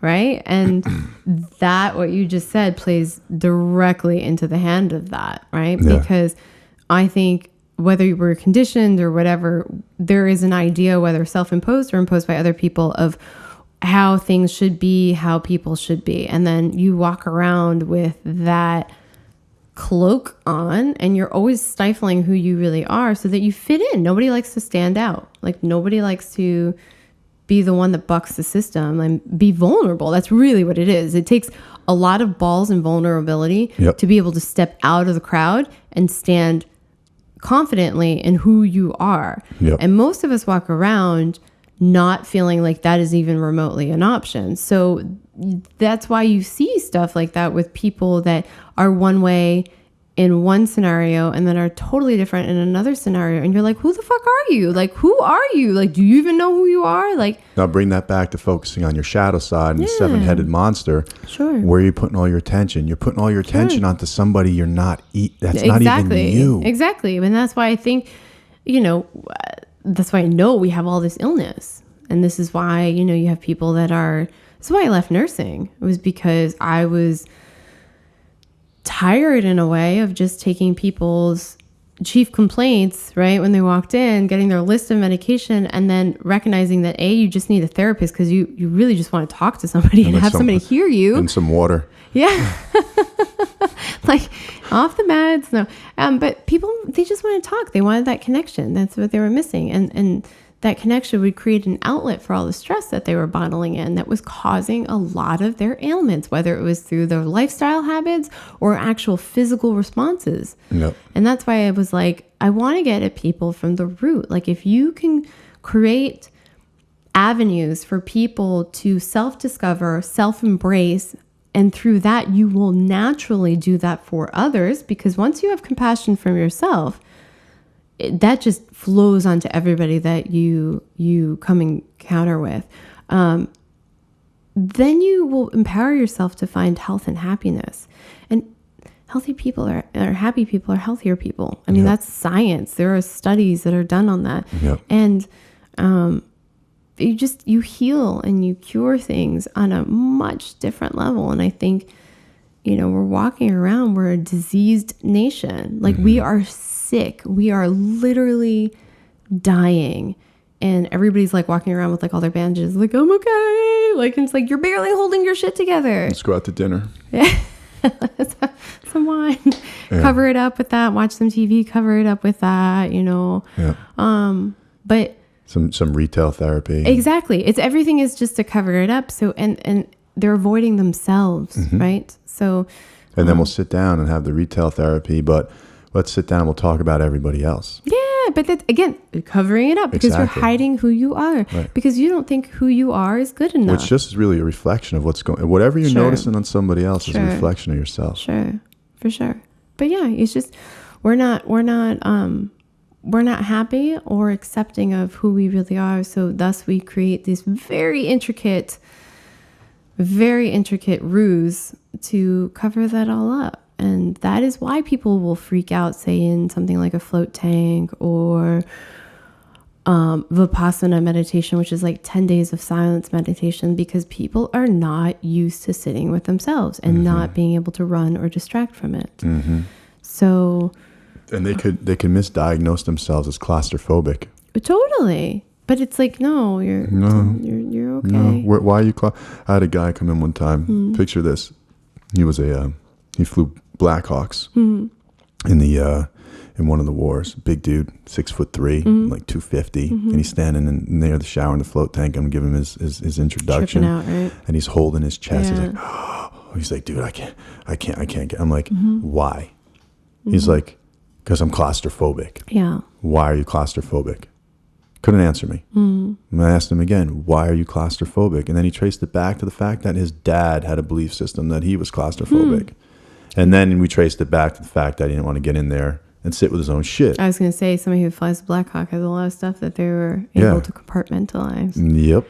Yeah.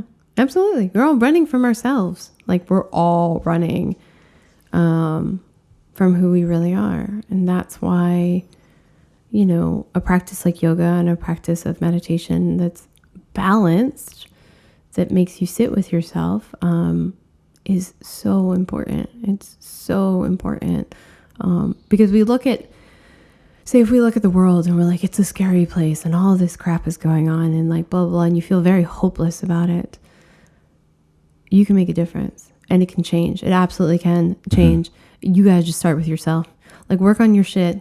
And if you work on your shit, you're going to shift the way you show up and the way you interact with people, which is and thus is going to shift how they interact and they work with people. And it's just this ripple effect of healing and moving in the direction that we want. But first, you got to take responsibility, and you got to take responsibility of yourself. You got to stop pointing the fingers. You got to stop looking outside of yourself, and you got to sit with who you really are. That's right. But the underline pointing the finger, because when you point the finger, 3 point back, number one.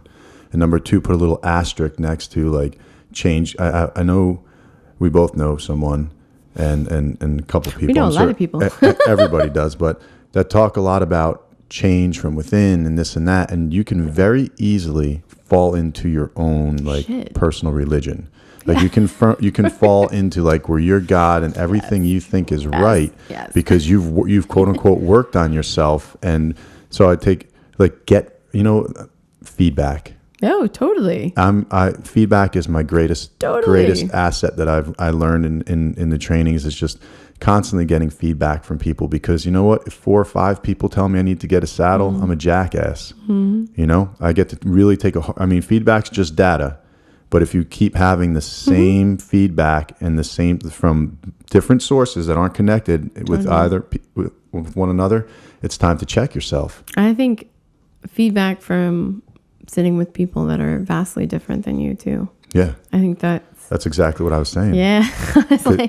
I think those people they're really good. That's why personally I like to get myself into new and maybe uncomfortable situations, because then you get to really see your own cause the shit. Drama and the chaos just so you can see your own shit. I'm like, it's actually for my own pleasure. It's fucked up.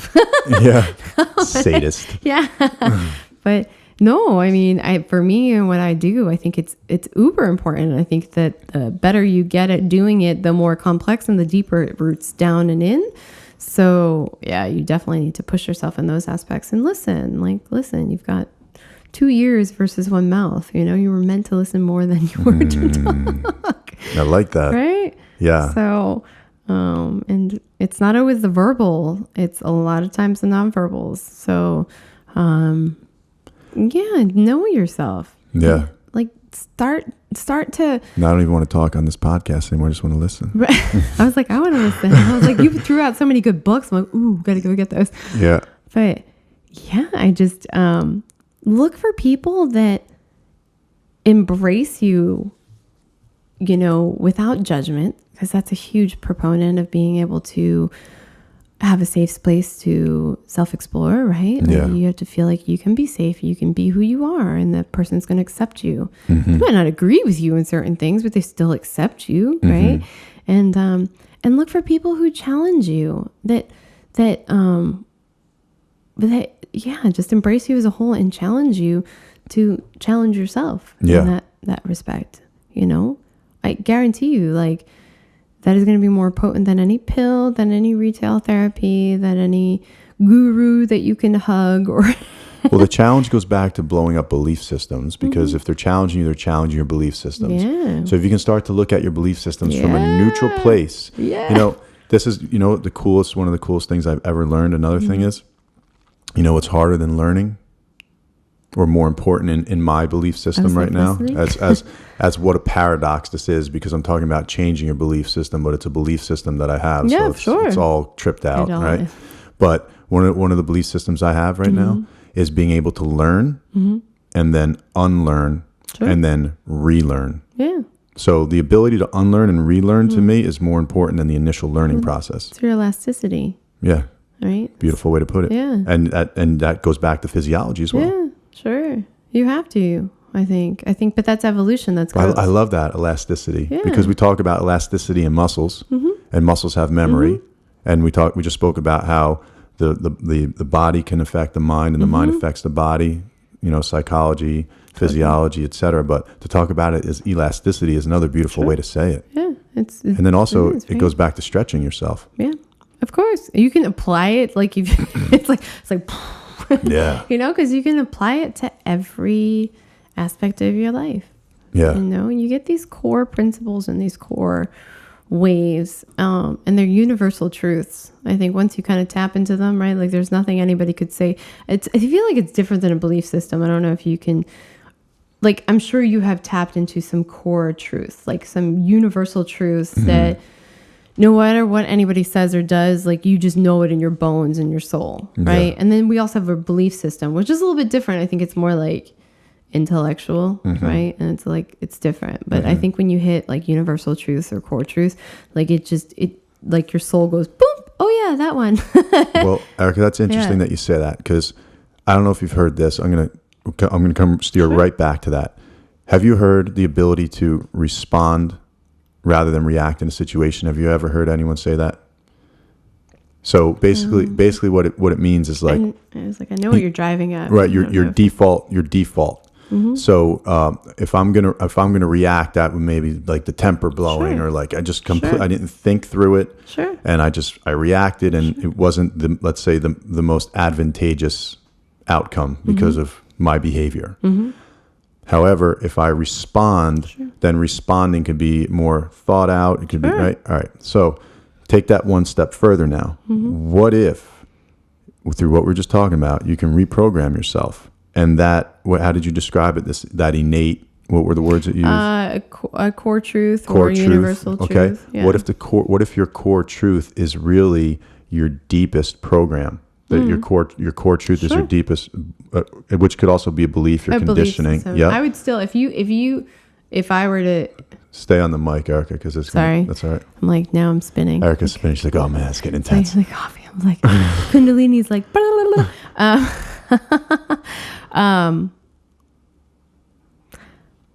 So my point was, I know what you're pointing at. If the core belief is what if then, and because I spoke about this, like my 101, 201 was like, and I was in yoga, right? Let go. Let go.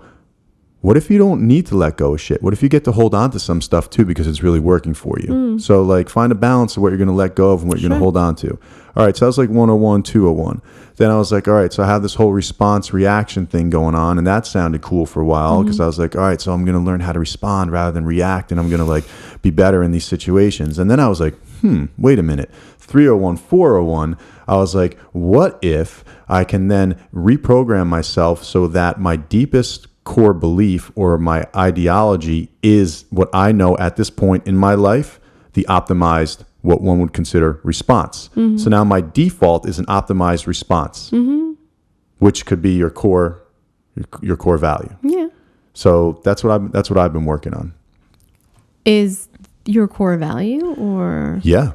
It goes back. It's one and the same. Right. So what I've been working on is my core belief, what you were just talking about. I would take it a level deeper. Okay. How so? I was like, I don't know how to, I'm trying the best that I can to describe it. Just do it. Just rip. You're not a woman and you have not had a child, so I can't even relate to that. You don't have kids either. I don't. You do have Teddy the tongue in your lap. I do. He's the best. Everyone, if you don't know, check out Erica's dog, Teddy the tongue. Does he have his own Instagram account? He does. I'm really bad on it though, but he's the shit. He hasn't made a peep. No. He's just laying here. He's gorgeous. He's a Buddha. I think honestly, this dude was like, yeah, I'm gonna come back for another lifetime, but I'm just gonna be like a dog and like kick back and like teach people how to be zen and spread laughter because he has a tongue that sticks out that makes him very cute. I would liken it to a lot of times I've dealt with women where they were pregnant and there was nothing that told them that they were pregnant. They just all of a sudden they knew, and it was like in their gut. Yeah. Liken it to someone else who we share. They knew they were ill, and their doctors thought they were insane, and was like, no, go back. You need to test me. This is what I have. Yeah. And there was nothing that indicated it at all. That's what I talk about when I say like a core truth. Well, or I share, truth. I share the same experience as Carol. So I didn't. I know you have your own story, but I don't know if you. But similar because like they misdiagnosed it with a bunch of different stuff. Crazy, right? Yeah. But you knew? Did you know? You were like, no, something's wrong. Yeah. Yeah. And a lot of times, and then they're like, no, you're totally fine. You're like, no, something's wrong. They just said it was a hernia. They all types of crazy off the wall. It's just like, how's that even possible that Hodgkin's could be misdiagnosed as a hernia or like something in your neck, you know? So much complications to medicine. But yeah. So if I'm hearing what you're saying that it's a feeling you get in your body. It's like a core truth. When you hit upon a core truth, the way I describe it or I feel it is that it's a soul recognition and it's universal. And I feel like there are very limited amounts of them because they apply to everybody. And I could show it to you in all different kinds of people in all different kinds of situations who have come to this point. So it's different than a belief that we have brought ourselves to through the intellect. It does awaken in you in a feeling. It's tricky, but a lot of times like women who just know that they're pregnant or people that just know that they're sick or something is wrong. That's that same feeling. It's in the body. It's on a deeper level. It's in your gut. It's in your soul. And there's nothing of the intellect. Intuition? In a way, it's just, it's like a soul recognition. I don't. So is it, here's something. Maybe this will help clarify that. So maybe there's what's running in your operating system and what you've programmed or been conditioned with. But then of course, outside this, I have this experience also. And it gets amplified when I go and I float, that there's an intelligence that comes in from somewhere else. Sure. And that's why in Summits it's experience your highest self, because I believe that your highest self is always leading you in the right direction if you have the awareness to look. Sure. And science has yet to been, you can go into quantum physics and wormholes and vibration, all that, but everything is vibration, something's happening. And the more you can sense that, the more you can be aware, there's sources outside of you that are feeding you information. Sure. Constantly. Sure.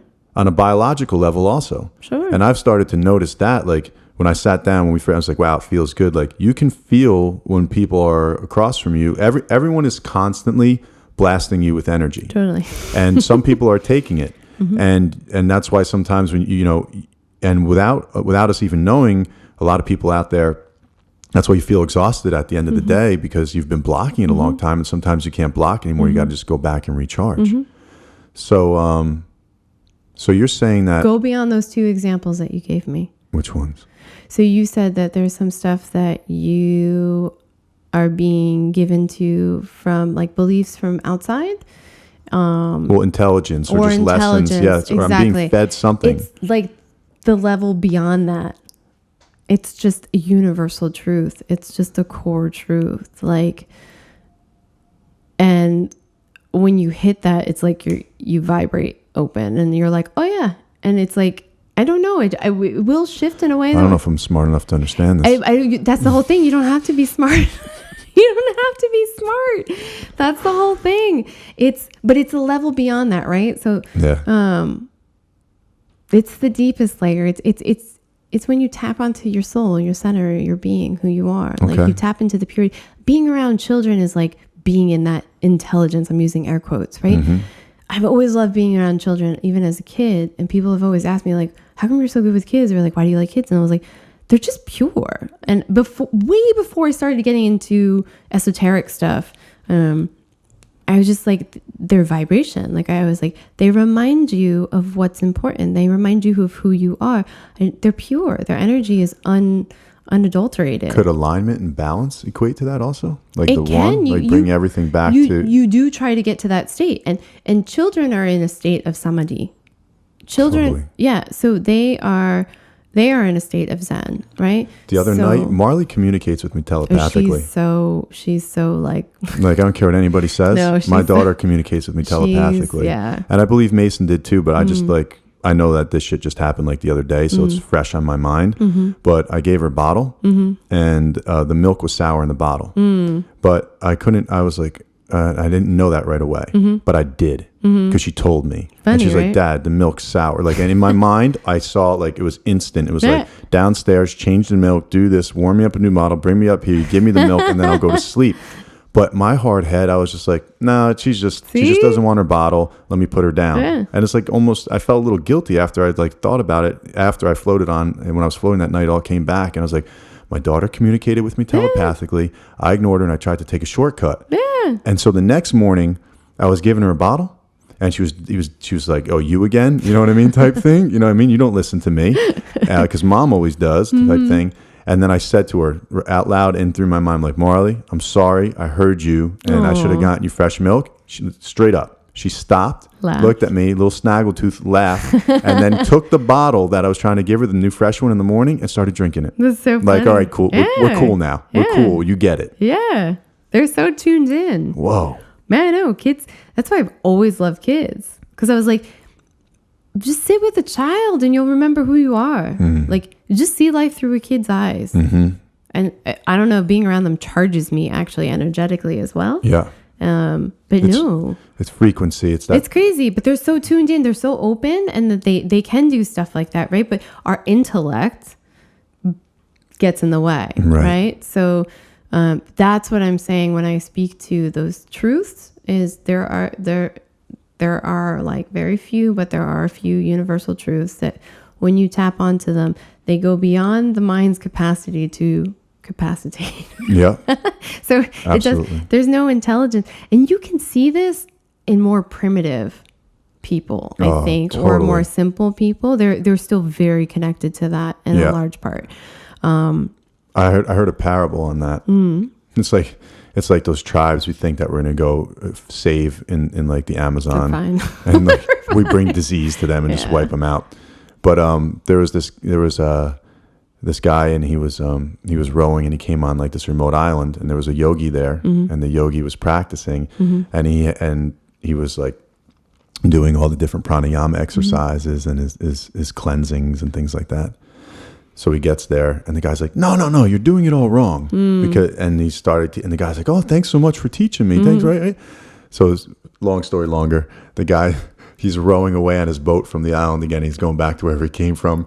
And all of a sudden, the dude that was on the island is booking across the water. He's walking on water, and he runs up to the boat, and he's like, how did you say to do that again? I couldn't remember. And the guy's like, just like dropped his oars. He's like, bro, do whatever you were doing. It's working great. That's My bad. funny. He's like, yeah. And then the dude like runs back to the island on the water. So it's like, yeah. Don't be too locked into what you think is the right way to bring you. Yeah, absolutely. It's that elasticity. And I feel like when you hit a universal truth, or the universal truths. Yep. It doesn't matter what comes at you. You become fluid and elastic and everything, and you can put on this jacket, those shoes, and then you can change your hat, and then. Is this like a thing? Are there books on this universal truth, or is it under different names?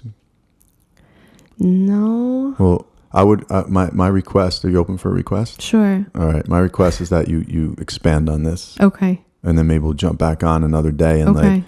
Even maybe write about it, blog about it. Yeah. Maybe make a workshop about it. Well, I do the Science of Spirit, which I just started putting together for like that purpose. I mean, for some people it might get them to that point, but it's like medium level. Yeah. It takes layers, but no, this is not that I can think of off the top of my head. I'm sure that there are tons of material out there. Yeah, it's probably under different way more, but there are things that when you bump up against them, I mean, it just lights your soul, like, and you're like, oh yeah, I don't know. And then there's nothing, I mean, how you look at your children, maybe like a mother's love for a child. I know I keep laughing, going back at this, but there are few examples that we have in the world that are such shining examples of it, and that people can relate to as well. And like a mother's love for a child, right? I mean, she'll run through a burning building, lift a car up, like do human things because that connection is so pure to that love. And once you hit that within yourself, that is a universal truth. Can I share something with you? Yeah. So I was floating the other night, and I got in there, And I was, just released the first podcast and all that. And like anyone, I have my doubts and reservations about myself, and you're putting new content out there. And it has vulnerable. Vulnerability. Yeah. And it has a whole new energy when you get it out there also, right? Because now everything starts to vibrate with other people's vibrations. Yeah. And I started thinking about Carol. And because I would always, for those of you listening, Carol was a dear friend of Erica and mine. And Carol and I were involved in a business together for about 4 or 5 years. And Carol's, she's just a philanthropist. She's like, she's a billionaire philanthropist. She was but you would never know it. And Carol bought me the Vitamix that I made our shakes in today, the shaker bottles, and she was one of my biggest fans. And I say was because she just since passed this past year, and it rocked me like, it rocked me. But I got in the tank, and I was thinking about doing all this, and then I had this little skit that I've been playing in my head called Conversations with Carol. And I tuned into it, and I started to talk, imagine myself telling Carol all the stuff that I was like afraid of or whatever, and what her response would kind of like that. Are you crazy? She's like, man, you know what I mean? Like, do you? I love this. I like, and her voice came through, and it wasn't her voice. Maybe it's the universal truth, whatever it was, but something came through me, Erica, and I burst out loud laughing. Right? That's why I was relating to when you said you got in that water and started laughing. I totally started laughing. I laughed so hard and at myself, and I was just like, man, fuck it. Like, how did that feel? Can I ask you? It was a huge release. It was not even the laughter, but when it came through. Well, it goes a step deeper now. So then I lost my mother when I was 6, when I was 6 years old. And so my whole life I've had different mother figures like embedded, and this is my belief system, but I see my mom and she speaks to me through all different feminine energy and I get different pieces of her, and I've put together in my mind. And I used to think it was like a really sad thing that I lost my mom, but here you go. At this age now, I'm starting to have the elevation and the assemblage point to put together exactly like why there's a silver lining in all this, right? And I thought there were silver linings before, but now like it's upping it in ante. I'm upping the ante rather. So Carol was she was a best friend. She was a student. She was a teacher. She was a mother figure. She was so many things to me. She just resonated with me. She was so close to me. So I went from Carol, and then I shifted to my mom. And then I was like, wait a minute, like Carol like opened the door, did something, and like brought my mom. I don't know if Carol did it, I did it, but brought my mom through Erica. And I'm sitting there and I'm like, oh man. And then I was like, I felt that connection. And it's a connection that maybe I'll never have with anyone else except my daughter. Right? Or because there's not another woman. My son is another man. A boy at this point is growing into a man, but I'll never have another connection like you and I could be mad cool, but there's boundaries. Like you're a woman, like, and my wife is my wife, and like I love her and all that, but it's weird. She's not my mother. You know what I mean? And there's something different with that motherly love, and it's just that pure. Unconnected, like that flow. But what I realized was I got taught an even better lesson, Erica, because I realized that like not only did I get to experience, or I did not get to experience that mother love, or I did maybe from like 1 to 5, 6 years old. I don't really remember it. She died when I was 6, so like for 6 years or so, and then vicariously through everybody else that's around. But I got the ability to learn at a very young age how to tap into the other side, if you want to call it, right? How to tap, and then I realized I'm tapped in. I'm like, holy fuck. And then like, it clicks off for a second because then you're bring focusing awareness, on it, and you're like, oh shit, come back. But damn it. But I did real quick. I got right back. So can I ask you, how did that feel? Not intellectualizing it, but how did it feel? Man, I think even trying to put it into words, right? Yeah. Could anybody rock you from that though? Like, no, like, what you felt and what you were aware of, and it's not really here in your head, right? No, it's body. It's way. It's all around us right now. Yes. Like when I would call it forth, or I start speaking, it's like surrounding right now. I get like goosebumps and like it's shooting through me. That's what I'm talking about. When you have those realizations of certain ideas, concepts, or awarenesses. Nothing anybody can say or do will shake you from that, because it's like what's in your soul or whatnot, like just a light went back on that was already there. And then that's unshakable in that sense. And that's unshakable. Yeah. And that's the thing, like you can't take that from me. No, and it's not egotistical and it's not judgment. It's none of that stuff. And it can adapt and it can flow, but it will be in the backbone of everything you do or say, because now that awareness is like kicked on. Mm-hmm. Does that make sense? Totally. Yeah. So once you experience those kind of moments, it will infiltrate everything that you do and how you perceive the world. Boom. It totally shifts the way you perceive it and how you receive it. Yes. And unequivocally, and it doesn't change. It's like once that light goes on, there's no going back, which is why I think society has a lot of things in place to make sure you don't turn on, because you are not controllable once that stuff happens. Exactly. Nobody, yeah, you are not controllable. And I think we have a lot of infrastructure in place to keep the tabs on people. And those are some of the universal truths that I'm talking about. Keep you numb and distracted. Yeah, kind of. I mean, it keeps order in a sense, which it's tricky when you get larger and larger populations. I understand where that probably stemmed from, but it's at a point where I think it's like way too out of balance. But yeah, no, nobody can control me. Nobody can. I had this conversation this weekend with somebody, and they were talking about the system and how the system is totally stacked to get you racked into everything. And then you're like, you're just running down this path to try to like keep up. Right. And I saw this meme of a guy who's like 88 years old or whatever. With running with the money, right? No, he was doing a shot and he's like, I'm celebrating paying off my student loans. Yeah, it's true. It's true. You're like, fuck. Like still paying this shit. Yeah, but we have things like that for whatever reason that they have grown into that, right? And he was like, blah, blah, blah, blah. Think about what a racket that is, though. Oh, it's totally a racket. But he was talking about how that's how the system gets you.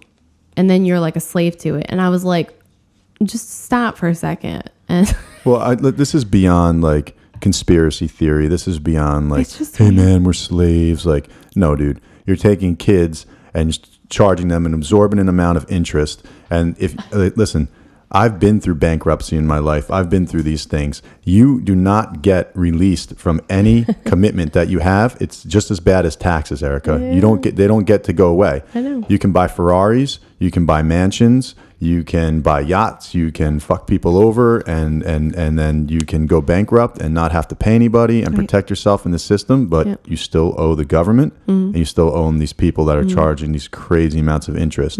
And if you don't have this education in this society, all of a sudden people are like, well, are you really, worth it?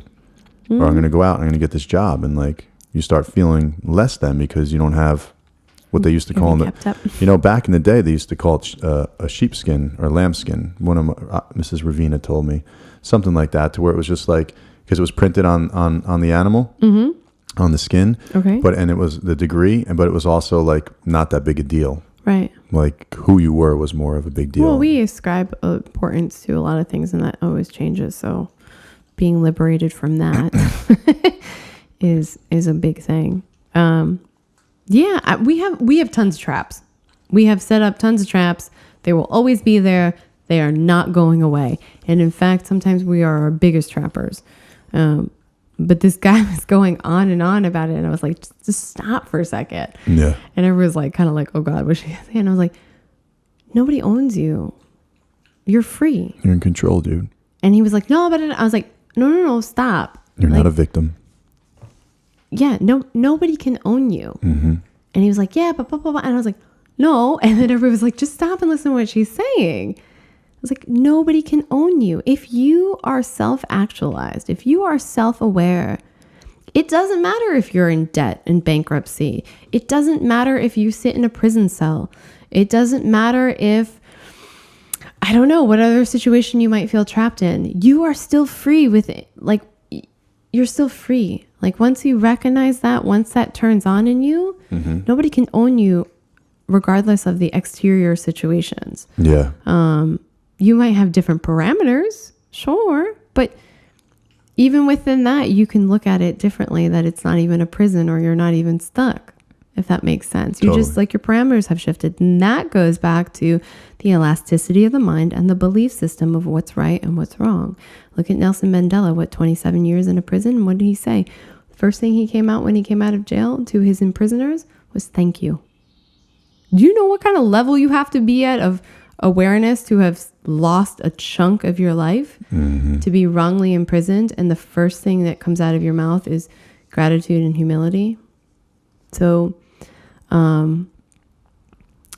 that's, I think, in a level of what you were speaking about, what you experienced with your mother and Carol, and that experience that nobody could take that from you. You get to other levels of awareness and universal truths.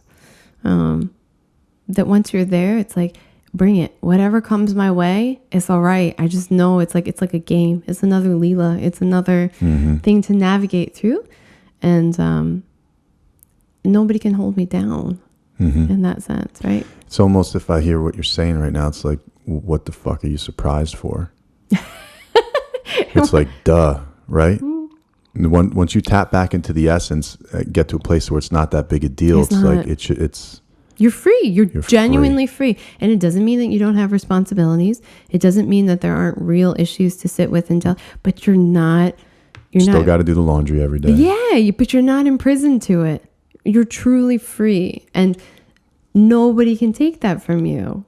And it's like, for me, nobody can take that from me. Like, it doesn't matter what comes my way. I still know where my home is. And I know how I want to show up as a being. And I know the challenges can get more complicated or more complex or get more threatening in certain aspects, right? But I'm not going to change that, and nobody can take that from me. And you can come at me, but it's not even egotistical. It's just like, I don't know. You're very, I'm trying to, I don't know how good of a job I'm doing, but you're just doing what you're doing. It's like okay. Water. It's like water that can move in and out through the rocks, right? Like it's just, it can move through you, around you. You can choose to contain certain things. You can let it go. It's just everything flows through you. And well, just like right now, you said how good a job I'm doing. Like whoever's meant to hear this, it's going to flow through and they're going to hear it. And who's ever not, it's just not there yet. And it's not a good or bad thing. No, it just is. It just is. It is. Yes. Just where it's at. And I think that's a universal truth too. Yeah. Like nothing is anything good or bad.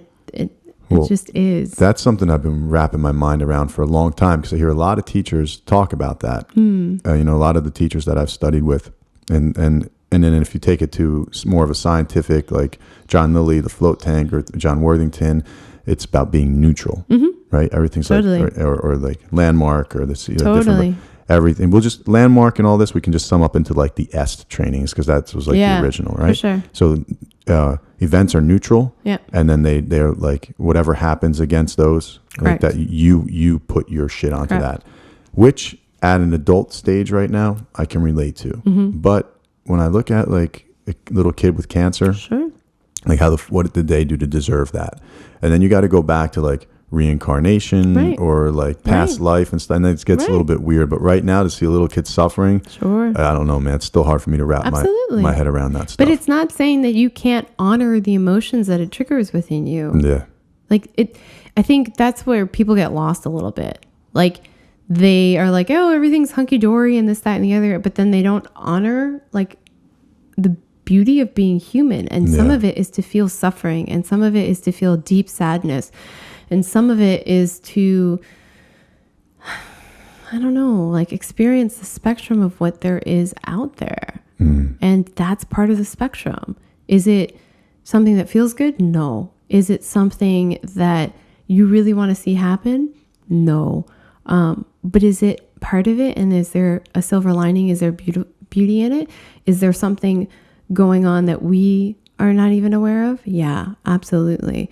So within that, I think that is another. I mean, if I dug deep inside right now and start to crack my heart wide open to thinking about some of that stuff and kids that I've seen, I can find beauty in their power. Sure.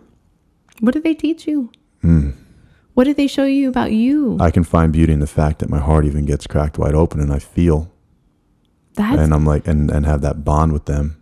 And that's a gorgeousness. I still don't want them to suffer. No. And it's not okaying things like that in that sense, right? It's not saying don't do the work to find cures for this so that people don't have to suffer for it. But it's like recognize the power within it and where it's asking you to expand in your diversity as a being. Yeah. It's giving you more experiences. It's giving you more awareness. It's giving you more depth to who you are that you wouldn't have unless you had a situation like that really dug deeply into something. Yeah. Right? Really triggered something. And all the people that are sacrificing their lives to find a cure for it, or like, it sets off the pebble being thrown into the water, all exactly. the ripple effect. Exactly. And it sets courses for people to move in certain directions, to be inspired by certain things. I mean, I used to work in oncology, and I worked also with pediatrics in oncology. Oh, shit. So you've seen it all too. Yeah. And, people are like, it's so sad. It's so sad. And I was like, yes, for me, it's very sad, and it's very hard. And in the sense of the suffering, because it's just a child, right? But at the same time, I look at it very fondly, because I said, how many times can you sit there with a child that's wired up, that has to be in isolation, as needles coming out of them, can't walk down the hall without dragging like a cart of stuff, right? And that kid, all that kid wants to do is get into the playroom, get the coloring book, and play with me and be a kid. And that is like, that in of itself, you're like, as horrible as the situation that child is, you're like, dude, that's a gift. Like I have chills. Like that. Man, me kid, too. Right now, I feel it. Yeah, I have totally crazy chills. There comes that universal truth shooting through, goosebumps. Yeah, I was like crazy chills. Innocence. Yes, but they're reminding you of something. They're expanding on your humanity and like your soul. They're asking more of you. And if you didn't have these situations, you wouldn't have the push to maybe inquire or look in those realms, because those are things you want to avoid.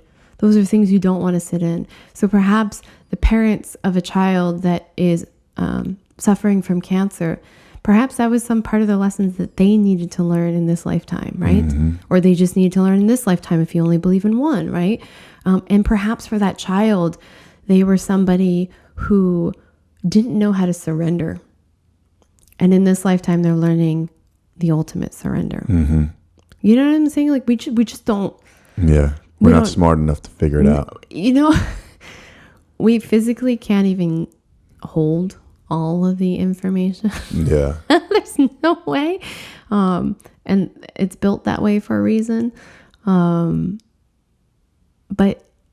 within that, I think the more experiences we have, the more blessed we are, in the sense, because we get to explore the spectrum of what it's like to be here and who we are as a person. And I was saying, like, people really don't like beliefs being questioned for the most part. There's definitely people that don't mind. And I attribute a lot of that to the fact that people don't know who they are and who their center is, or they have yet to embrace the totality of who they are. When you get to a certain state of that, you will receive openly everything that life has to offer to you, because you know that it's life's way of questioning who you are and allowing you to feel your center, because in every scenario you can still come back and function from your center. So even if you face bankruptcy, or you face somebody trying to destroy your business, or you lose a child, or I don't even know, or you spilled your hot coffee on yourself. Yeah. You will always come back to your home, or you'll always be in your home. Mm-hmm. And you'll realize, like, this is actually gorgeous. Like, I can move through this life and anything can come my way. And there's all gifts of letting me play through the excitement and the gorgeousness that is life. So here's something I was thinking about as you were saying that. And I was totally present while you were saying it. Yeah, of course. But just riding the next wave as it came in. We talk about the way we got onto that conversation was being neutral. Mm-hmm. And did we just take an event like the kid that wanted to go color with you and all that? Sure. And it was a neutral event. Sure. And we just flipped it to a positive one because it felt better to us. But not, and no right, no wrong, whatever, but flipping it to their feels so much more empowering. Sure. In my experience, Sure. than looking at it the other way. It brings me to a non-creative path. It brings me to a path where I don't feel I'm going to grow. Sure. But look, or I shouldn't say I know what you're that. saying. I totally know what you're saying. I'm attributing my perspective on it, that I took a situation that doesn't typically ring as a positive one. Right. And I saw the positivity in it. Right. And just to break this down off of something that's less emotional. Yeah. Something, and for everyone listening, visualize a path in the woods, and on the path in the woods, there's a piece of rope. One guy walks down the path and sees a snake in the shadow and turns around and runs because he has an experience with snakes in his past, and he's programmed that way. So he has fear. That's his first reaction, if you will. Another guy's walking down the path, same thing, and he sees the rope there, and he was a sailor, and he's like, oh, look, some rope, and he picks it up. And then a third guy walks down and just passes it. He doesn't give a fuck, right? So, like, it's a neutral event, and that's what Erica and I are talking about. Now you start to bring it to something that starts to, a little bit of a tear jerk, or starts invoking some more emotion, that it gets a little bit more squirrely because we're human, and chemicals start lighting off and all these things start happening. But all the trainings, and we'll just sum it up under EST and land, right? And these and conditioning and programming and floating and yoga, to bring it back to the Zen and keep it neutral. It's like, maybe not even to get too happy, but something about it when I go down the path that you were just talking about, and I can take myself there in certain instances also, or that's what I do. It feels creative. It feels optimistic. And optimistic reminds me of optimizing, and it takes me to a place where you want to call it following the light?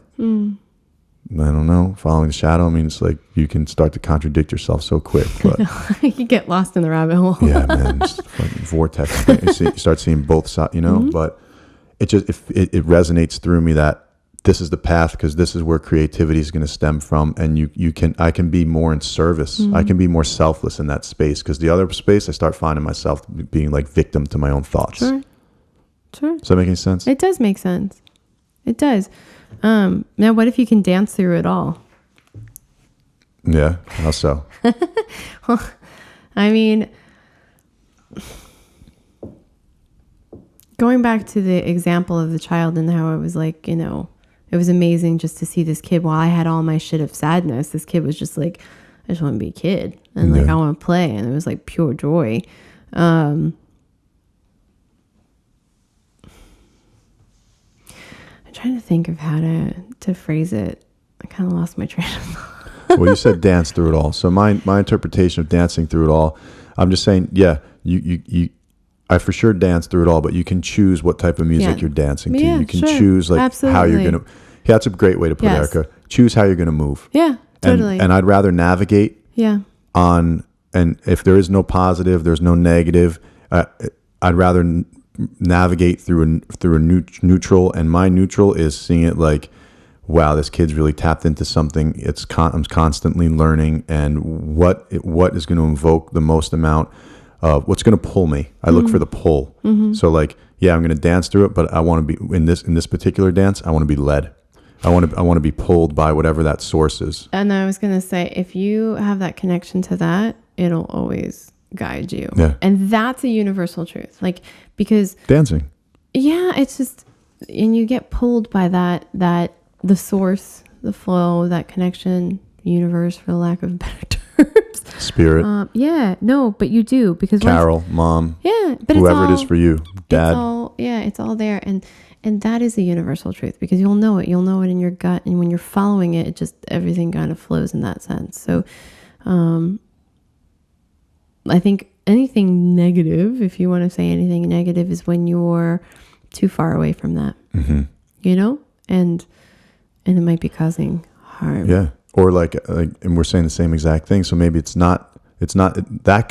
just their neutral. That's their par. And like, you feel if it's causing yourself harm or enabling you, like you feel like you're having these shitty thoughts, or like you're getting very victim, and you're down, and then like pull yourself out to another, set par and neutral at another spot for you. So you have that as your jump off, set a different baseline.